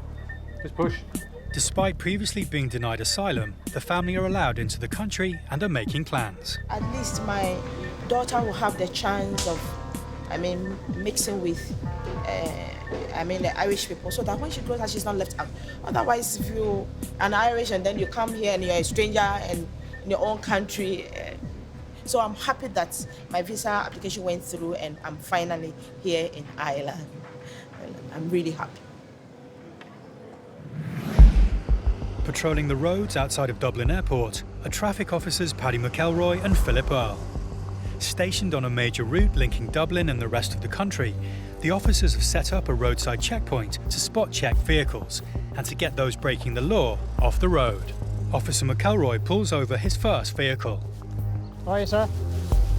You know your taxi's out of date here? You have your mobile phone in your possession as well? So that's 2 different offences you committed in the space of 2 seconds. All right? Sort it out, will you? Given it's just out of date, on this occasion the officer lets him off with a verbal warning. The taxi's only 0418. Obviously he's trying to avoid it. So you can see the first car we stopped. The officers pull over any vehicle that looks suspicious or has been flagged for out-of-date tax. How are you, sir?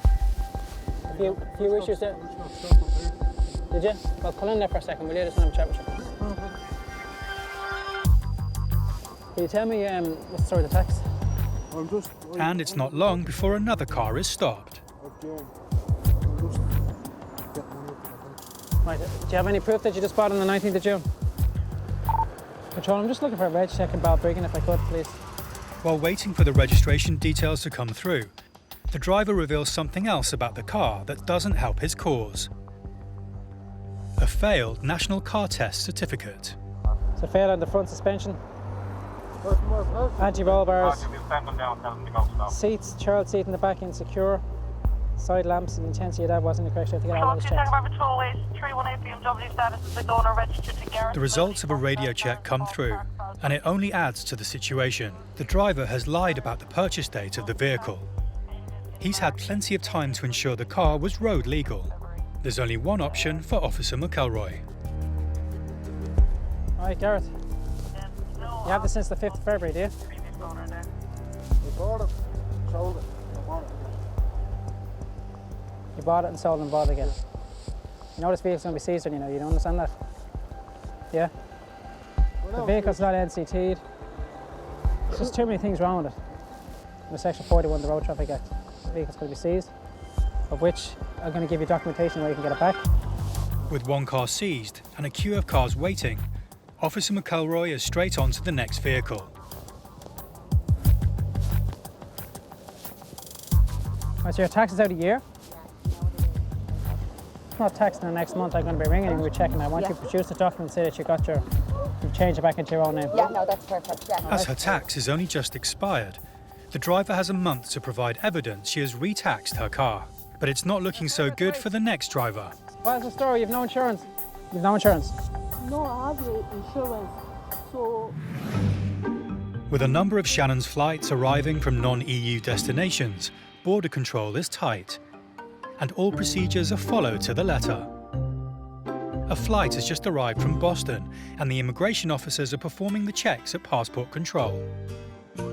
Sometimes, remembering your passport isn't enough. How long will you be here? Entry-only stamps are issued in the Republic of Ireland. They're granted by immigration officers, giving you official permission to enter the country. You're running out of room, ma'am. And having room for a stamp is a requirement. Your passport is full. I can't find anywhere to land a stamp. You can be turned back for that, you know that. It is actually a reason for refusal. I don't know if many people know that or not, but they can be sent back. It's a worrying situation for the passenger. It is actually up to the person who owns the passport to make sure that there's enough room to land a stamp. You might find somewhere where I'd be able to stamp your passport. The husband takes a look. If they can't find room for a stamp, she can't be officially granted permission to land. She faces the very real possibility of being separated from her family and forced to fly home to Boston alone. How big is your stamp?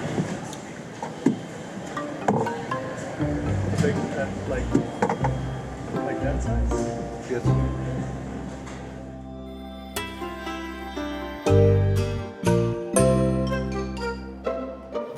I'm going to try and find some corner of your passport to do that. The officer makes his decision. But there are other jurisdictions that wouldn't accept this, you know. Thanks very much. You're going to run into trouble eventually, you know. If a stamp can't be landed by an immigration officer, not just in this jurisdiction, but probably pretty much in every other jurisdiction, they can be sent back.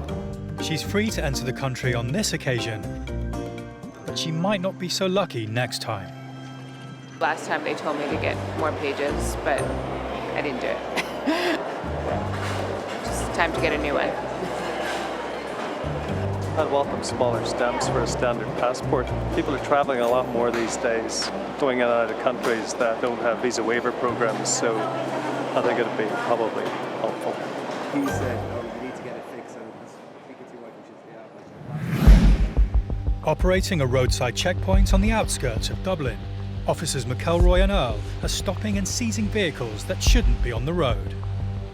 And having already claimed one car, it's not looking good for another driver, despite her arguments. No insurance? No, I have insurance, so you're not putting the insurance. No, this vehicle's being seized now, okay? You're not driving this car further than here. It's very stressful for me. Yeah, well, if I let you drive 2 minutes down the road and you're involved in the crash, you've no insurance. What's that make me look like? No, because I'm only going to can't be. I know you're only going. You could only be driving into that driveway and still be taking money. You've told me. The problem, if it's live there, we need to pay the money. That's the problem. But you have told me you've no insurance. That's a big offence. Because I don't. If you don't want me to lie to you, I have the insurance. You can't see it. No. So the vehicle is being seized. No, I know it's seized. So can I get your name? Maybe. Yes, of course. I will write my name on this. And you want to make your way down to the motorway and you get the detective home. To get their cars back, the drivers need to produce valid tax and insurance documents. And it needs to be done promptly. If the cars are not claimed after 3 weeks, there's a possibility they will be crushed. Detective Garda Mick Lally is on duty at Dublin Airport, checking passports and helping to safeguard Ireland's borders. The next visitor in line is an American lady who has arrived to work with the charity looking after elderly people. And who are you working for here? Friends of the Elderly. It's a non-profit based in Dublin. Where is it? 25 Bolton Street. And do you have a date for return home?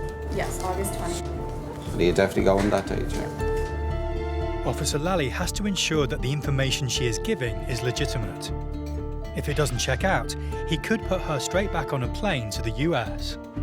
Meanwhile, at Detective Garda Ray Flannery's booth, a young Australian girl has handed over her passport. But Officer Flannery isn't happy. Problem is that you've had a refusal in the UK, so Yeah. that generally creates a problem here.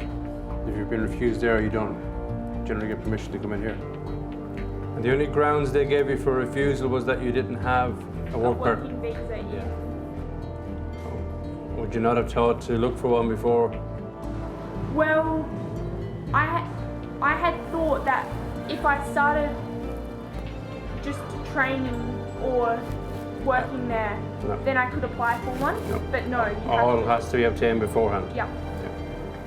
So they refused you and then they allowed you into the UK. For 3 days. With the refusal already on her record, it looks like the girl is going to become one of the 4,000 people turned away at Ireland's borders every year. Meanwhile, Officer Lally checks that all the details of the charity worker are correct and her paperwork is valid for her stay. What did you say is the name of the place? Friends of the Elderly. You're not going to connecting flights. Satisfied that everything is in order, he takes her photo for the immigration database. Now, will you just stand there to get your photograph, please? He explains that he's given her the maximum length of stay that he's allowed to. If she wants to stay longer, she'll have to apply for an extension at the immigration office in Dublin.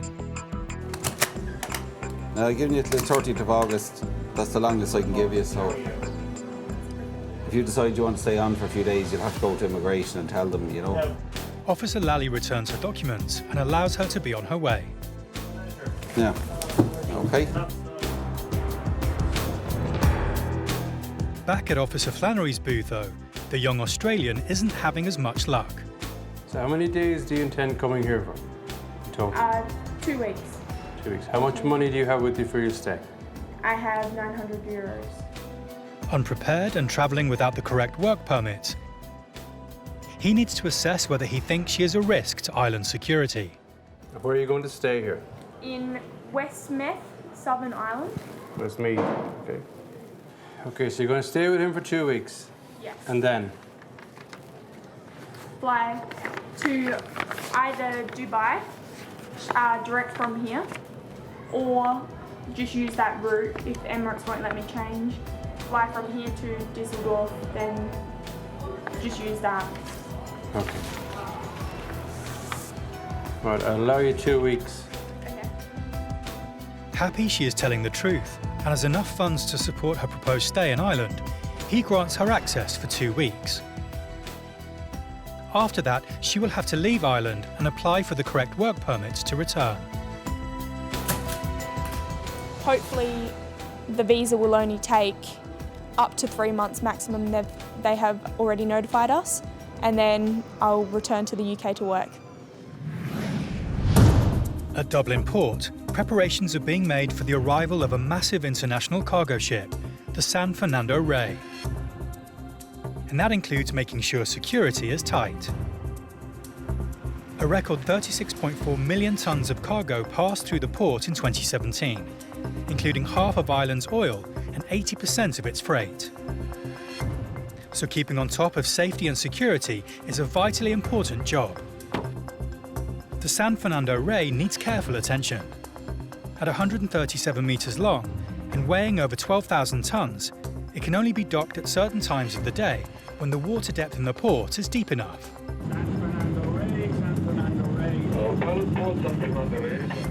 A member of the port's team, known as a pilot, has headed out to the cargo ship to oversee docking the vessel. Safety is paramount. With a boat this big, an accident would be hugely dangerous. With his knowledge of the port, the pilot ensures the ship can safely dock. His presence is a requirement for all large commercial vessels arriving at the port. Once on board, he takes control of the ship and, with the help of tugs, manoeuvres into its docking position. Once secure, the port can start unloading the ship's cargo. While its dock security is tight, port officers police landslide, while the ship's security officer is responsible for on board. Nearly 4,000 illegal immigrants are deported from Ireland every year, around 15% of them from African countries. A ship the size of the San Fernando Rey is a perfect target for stowaways and criminals. And while the ship is docked, the security officer makes regular security searches. Usually we made the security round around the ship every 4 hours. When I'm making a ship search, I'm looking for persons which I never seen and maybe some strange or unknown, for me, unknown objects. On this occasion, the security search turns up nothing. But he'll need to remain vigilant until the ship finally leaves Dublin Port. Roadside checks have become a vital tool in the Road Safety Authority's battle against unroadworthy vehicles. Right, thank you. Bye-bye. Officer Liam Lawler is manning a roadside checkpoint. This trailer is going to need further investigation. You have no number plate, no brake lights, and no right indicator. Yeah, but when I go, it was working, you know what I mean? Are you Polish? Oh, Slovak. Slovak. Being part of the EU, driving on a Slovakian licence is perfectly legal. But breaking Irish traffic laws is not. Okay, you don't have a licence to pull a trailer because this trailer has a maximum authorised mass of 2,700 kilos. You don't have the category here to pull the trailer, which is BE. Yeah, okay. But you don't have that. Yeah, I have. Yeah, this is a car licence.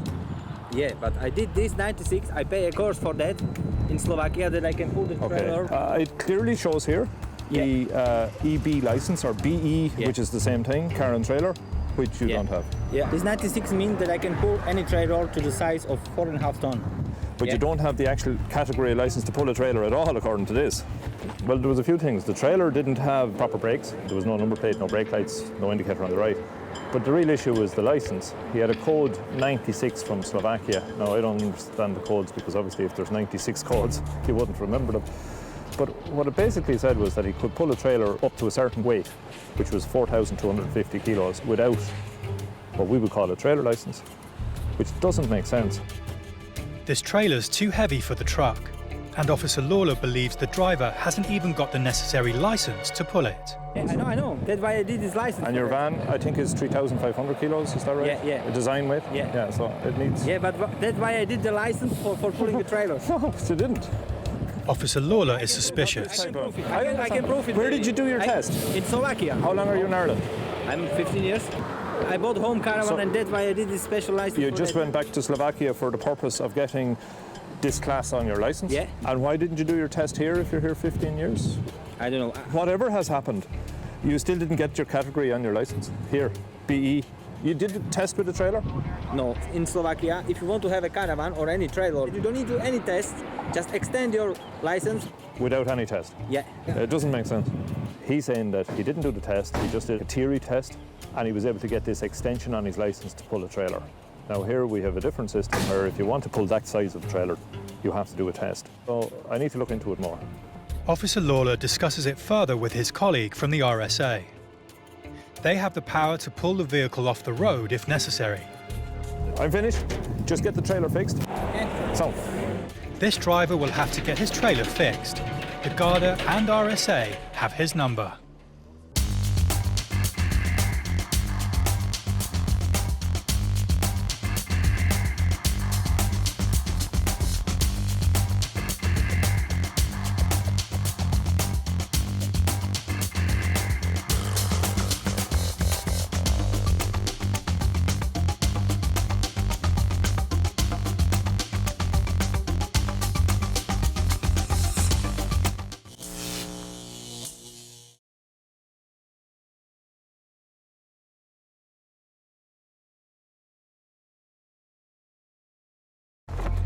In the world today, protecting a country's borders is vital. It is seen as a gateway to the UK. These are the men and women in uniform responsible for safeguarding Ireland's borders. Stopping. Look at me, behind the yellow line. Searching. Have you been stopped at a checkpoint before? We just listened to me. And seizing drugs, arms and illegal goods. If anyone tries to harm me, that dog will tear them to shreds. Saving lives. I'd say about 200 kilometres per hour. And protecting Ireland's inhabitants and millions of visiting tourists. You could have been here 100 times. It doesn't mean that you're guaranteed to get in the 101st time. They police the ports. But you have to make sure there's definitely nobody underneath the vehicle. The airports. Why did you tell me you weren't working? And the roads. These are very badly damaged straps. If you can't drive the truck, shouldn't be on the road. These are the border interceptors.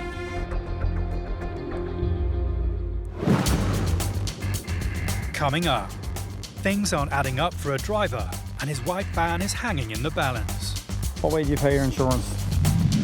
An American traveller becomes separated from his family and his passport. Is your wife still on the plane? Is she coming out? No? And trucks crossing the borders are about to have a spanner thrown in the works. I'm going to double check that now, but it's coming up as being expired since August 15. On patrol around the streets of Dublin Airport, road traffic officers Mark Fay and Paddy McElroy are keeping their eyes on the road. Using onboard ANPR technology, their unmarked car is automatically reading number plates and searching for vehicles that shouldn't be on the road. And it's not long before they have a hit.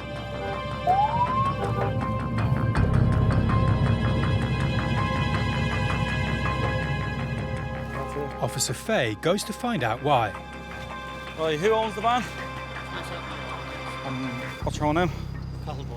Carl, do you have your driving licence on you there, please? How long do you own the van? While the driver talks to Officer Fay, Officer McElroy radios for a vehicle check to verify the information the driver has given is correct. Roger, stand by them. Have you been stopped at any time recently with the vehicle, have you? I was stopped the very first week I had it. Okay. And the insurance disc was out. Okay. The documents hadn't gone through. Okay. So that has since been sorted. Have you been stopped on the interim basis? No. Okay, I'm just going to double check and see what the story is or see if there's been any inquiries in relation to the vehicle over the time with your boss at the time now, okay? I'm back to you now then, alright? The driver explains that he has been previously stopped for no insurance. Joking. Just want to see if there's any inquiries. Tango Bravo 208 control. Can you just give me any information there in relation to any inquiries since the purchase date? And his suspicions are confirmed. Roger, control, thanks.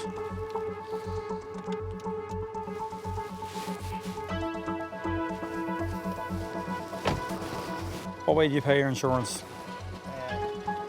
On direct debit.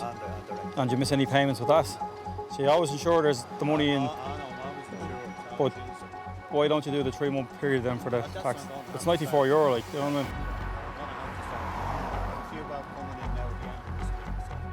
The driver offers up that with money coming in, he'll soon be able to pay his road tax. But it's not good enough for Officer Fay. Driving without tax is an offence. The officer is left with no choice. Oh, look, I'm gonna actually going to be informing me I'm going to be detaining the vehicle under provisions of Section 41 of the Road Traffic Act 1961 as amended. Basically, the reason why I'm detaining it is because you had it since October. And whilst I sympathise with you over what you're saying in terms of i.e. financial difficulty or wherever else, the provision is there in the event of some people find themselves in circumstances. Joe, can you get a tow truck here to assess them for your road, please? Section 41 for this Peugeot partner van, please. All right, mind yourself, okay? See you. Mind yourself, all right? Good luck, bye-bye. The vehicle is seized, leaving the man with no white van. Avoiding payment has only added to that driver's financial problems. And unfortunately now for him it's going to cost him the fees in which to reclaim it, and also he'll have to back taxes and tax it for a minimum period. Why you would purchase a vehicle and not take into account as to the actual outer costs that are involved in relation to putting it on the road. He should have factored into consideration the yearly tax, or, as I said to him, a 3-monthly tax period if he found himself in difficulty.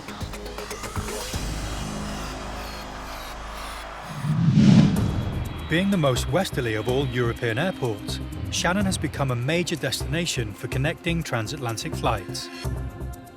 With over 1.7 million passengers a year using the airport, it's vital that Border Control are able to monitor everyone coming and going through its channels. Transferring on a connecting international flight, passengers are kept airside and do not officially enter the country. Enjoy your stay, lads. Have a great time. Take care now. This passenger has arrived at Officer Dara Malloy's desk. What's that, sir? My wife is being paid. She's got my passport. Oh, where's your wife? She is somewhere in the airport. I thought she went ahead of me, but she might have gone And, but is your wife still on the plane? Is she coming out? No? She was already out, but she walked ahead. And has she gone through immigration here? I'm honestly not sure. I can't find her. She's with my 2 children. Oh, your 2 children as well, is it? Yes, and I have an American passport. That's where I should be. Yeah, oh yeah, you're fine, yeah, there's no problem there. But she must have gone through immigration if she's not here in the immigration hall. And we're flying to New York, so I'm just here for a connecting flight. Okay. Look, I think we have someone trying to page your wife, just to try and get her. So if you just take a seat over there for 2 minutes, sir, and we'll try and get her, okay? Having found himself at Irish immigration with no ID, a missing family and a flight to catch, the immigration officers are faced with trying to solve the situation. If it's a connecting flight, obviously if they're not Irish national, it makes it a bit more complicated. The main thing is, look, that, people don't panic. Come to us and we can always help you out.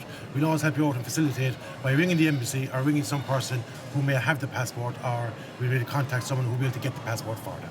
Between getting off the plane and just getting over here, there are so many steps and there are very few directions, and so just she went ahead and took the children ahead, but we didn't really think it would be this complicated. Okay, we just figured it would be one way and then we would all meet up ahead, but apparently it's not. They can't give him leave to land without a passport, and he can't get back through to the transfer route without going ahead through immigration first. They need to make sure he is who he says he is, and the quickest way to do that is to locate his wife and his passport. An announcement is put out around the airport. Hopefully we'll get it all figured out and we'll get on our flight. And all he can do is wait. I think it leaves at 12:45, so we have another hour, so we should be okay. But we have the right people working on it, I think. If everyone else gets on the flight except for me, as long as I get my passport at some point, I'll be okay. The airport team have found his passport, and with official ID, the process can now begin. He's transferring on to Boston with his family, but his family took the transfer route and he took the route down through Irish immigration. His wife had his passport, so now we've retrieved his passport. We're going to get him back upstairs. He's now in a race to reach his flight in time. Oh, we got it? Okay. Okay, so I'll get you to go through. Your wife and the kids are upstairs. Okay. Okay, there was a transfer line that they went down that line. Okay. Okay, I'll bring you to Dara and then he'll bring you. Well, I'm glad I found you. No, thank you. There you go. I'll bring you back up through security and we'll get you through the fast track. You found your wife? Very good. And you're going back to the States now today? Very good, sir. now. Take care, sir, and safe home. Take care, sir. Bye now. Once through immigration, the passenger is escorted through the airport and security to be reunited with his family in time to catch their ongoing flight. Traffic cops Mark Fay and Paddy McElroy are patrolling the roads that link Dublin to its port, airport and the rest of the country. They've already stopped and seized one vehicle for driving with no tax. In 2015, the Garda prosecuted over 7,000 people for driving without insurance. And ever since, they've been cracking down further on this offence. It's not long before the ANPR system flags yet another suspicious vehicle. Officer McElroy speaks to the driver. Right, that's the reason you're being stopped for. You have no entity, you have no tax in the vehicle either. Yeah. Okay, any reason for it? I have no excuse, a good one I don't. Do you always not wear your seatbelt? I just took it off there. You just took it off, okay. You know you're in danger of your vehicle being seized, do you understand that? Yeah, more than likely you probably will be. I'm just going to do a few checks on it, okay? Did anything else come up with that? She's no excuse. Officer Fay checks her details against their system. Control, you might contact Gallons please there for section 41. We are on the N81 outbound there before the Circle K. In 2016, an AA survey found that the cost of car insurance in Ireland had increased by almost 40% in under 2 years. So her NCT is out since the end of last year. Tax is out since the start of the year. But the reason she had no reason for it. She just didn't bother doing it. Unfortunately for this driver, the news isn't good. No, grand thanks. Martina, unfortunately it's bad news for you. Yeah, the vehicle's going to be seized under Section 41 of the Road Traffic Act, of which you'll need to go and get things sorted out. There's no tax or no insurance on it. You didn't give me a plausible reason why you didn't. Insurance. Well, you mean tax and NCT. You didn't give me a plausible reason why you didn't have it done. You're driving a vehicle in a public place and it's just, unfortunately we meet under these circumstances, but that's the reason why we're here for. The female driver is clearly upset as the consequences of having no insurance hits home. She's no excuse. So an FCPM will be issued in relation to the no NCT. That carries 3 penalty points and a fine. On conviction in court is 5 penalty points. There'll be also a ticket issue for the no tax. In just one patrol, 2 vehicles have been seized, making the roads of Ireland safer for all who use them. At Dublin Airport, working on the non-EU passenger desk, Garda Frank Flynn is checking passports and travel documents. Just checking the flights now from 12:20. With Ireland's high standard of living, strong economy and membership of the European Union, it's an inviting immigration destination. Are you going driving? On the left. Nearly 30 million passengers use Dublin Airport every year. And it's the responsibility of border officers like Officer Flynn to protect this important entry point to Ireland. Okay. 90 days, sir. Thank you. Take care. It demands vigilance, alertness, and an attention to detail. Hello. Morning. How are you? Good, how are you, sir? Good. A family who've just landed from the US arrive at Officer Flynn's booth. You're on your summer break. Huh? Yes, sir. Now, how long are you staying, ma'am? 16 days and 12. Lovely. Now, Christopher. Thank you, sir. Happy with their documents, Officer Flynn allows the family into Ireland, but not before he makes an eagle-eyed observation. Police officer, Christopher. So am I. Best of luck. He realized I was a police officer by my wristband. We have like a brotherhood, I guess, so for him to notice my wristband that quick, he was very observant. So I work at the courthouse in the States, and I work warrant unit, and I pick up on details, but I don't know if I'd have picked that up that quick. I was sitting where he was sitting at. That was pretty slick. For Officer Flynn, it's just a chance to bond with fellow international police officers. A bond there worldwide, with police forces, and especially USA and the Gardaí go to the US every St. Patrick's Day and march in the St. Patrick's Day parade, Hello, how are you? Fine, thank you. Good, good. Next to approach Officer Flynn's desk is a woman travelling alone. Although the lady has arrived from France, she's at Officer Flynn's booth because she's not an EU citizen. She's African. The lady was from Guinea-Bissau. She had a visa to enter, multi-entry visa to enter Ireland. Oh, you live in France? Yes. The woman may live in France, but her West African nationality means she has a different immigration status to a citizen of an EU country. She needs specific documentation if she intends to stay and work. Well, you have a letter, have you? Yeah. The woman produces a letter to show she is part of something called the Atypical Work Scheme. It allows non-EU citizens to work in Ireland for a specific employer, where there is a skill shortage in the profession or they have specialised skills. She has an atypical work scheme letter from Lidl, so she's entitled to work with them for up to, normally it's 3 months, but she said it would last a year, because she's non-European, so she has to go on the system and register. With 143 stores currently in the Republic of Ireland, Lidl is one of Ireland's top employers. But as an international company, it also employs specialist staff of other nationalities. With her paperwork in order, Officer Flynn processes the woman's entry. Lidl are based in Kildare, aren't they? Yes. So where are you going to live? In Kildare, is it, or Dublin? In Dublin. In Dublin, oh. Okay. In a hotel. Yeah. Well, you're going to have to register with immigration, you know that? Yes, yes. Okay. They send me all the information. All right. If you're living in Dublin, you've got to go to this office Okay. and register with immigration within 90 days, okay? Okay. And they will give you a stamp then for your remaining time. It's critical she registers with the immigration department and that she gives herself enough time to do so. I will do it like this week. Okay, if you get a chance, yeah. But sometimes it's busy in there, you know? Okay. If she fails and misses the deadline, there's a very good chance that she'll not be allowed to stay beyond the initial 90 days, even with the prospect of a job. See you then. Goodbye. Take care.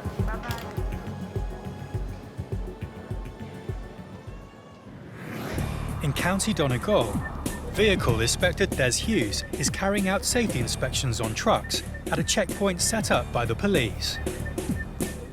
On the border with Northern Ireland, County Donegal is a vital entry and exit point for haulage.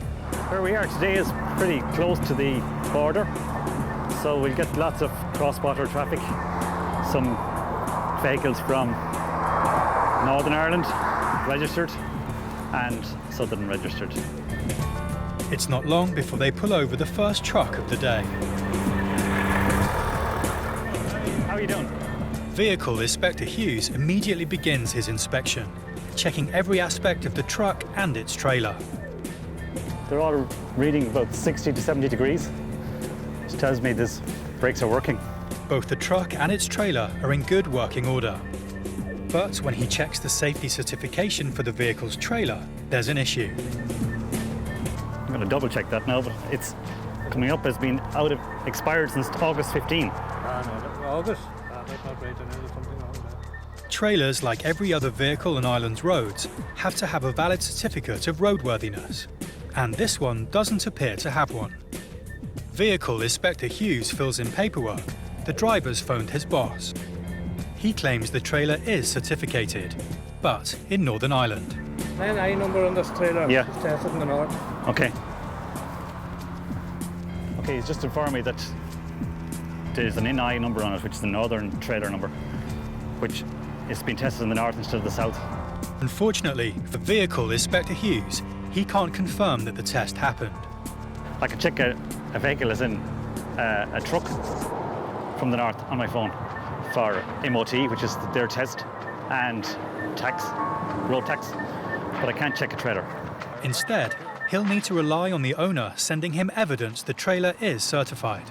Will you just get him to email it on to me anyway? I'll have it on the form, right? Just a copy of the test, yeah? Having done a thorough check of the vehicle, he knows it's in good working order. So he's happy to let the truck carry on its journey. It's not long before they pull in another truck, and he's faced with a similar problem. Is the truck tested? certainly is. It's tested north. Have you any paperwork there, no? I don't have any paperwork for this truck. Can I step in the far side for a second? You can, of course, as long as them feet's clean. Vehicle Inspector Hughes carries out a full inspection of the truck and trailer. We're then with a few miles of the border here, so, you know, people are juggling each side of the border and in their daily work. Some businesses have addresses both sides of the border. Makes it more difficult to get the full story on them and get the full picture of us not testing what is tested and testing it in the south, then testing it in the north. So it's a full-time job. Happy that they're both roadworthy, he allows the truck to go. But he'll need to be sent the required paperwork. And then it's on to the next truck and trailer.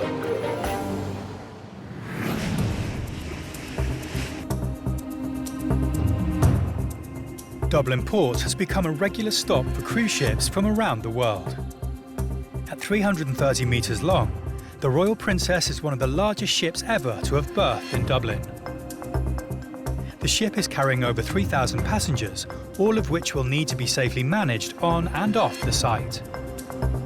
And it's good logistics that are going to get the job done safely. Under the watchful eye of port security officers, security swing into action. As you can see, it's mental. They can't get distracted. Security need to remain vigilant, checking vehicles and managing crowd control. It's a lot of checking going on and a lot of bodies around the port, a lot of securities coming in. As it's when things appear chaotic that people intent on causing harm or performing illegal activity can take advantage of the situation.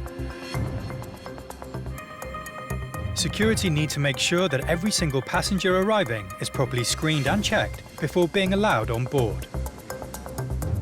This is organised chaos, that's what it is, and if there's panic, let it be organised. What are you doing? You can't go that gate, you're holding it all up, just turn around to the right. You can't go out that way, sir. Follow the bus. Move it up, don't park there. You get a lull, and then there's just like another wave comes in, and they're everywhere. It's all gone smoothly. With the port security being so organised, any potential risk has been prevented. Everyone is back on board who should be. The Princess Royal can set sail.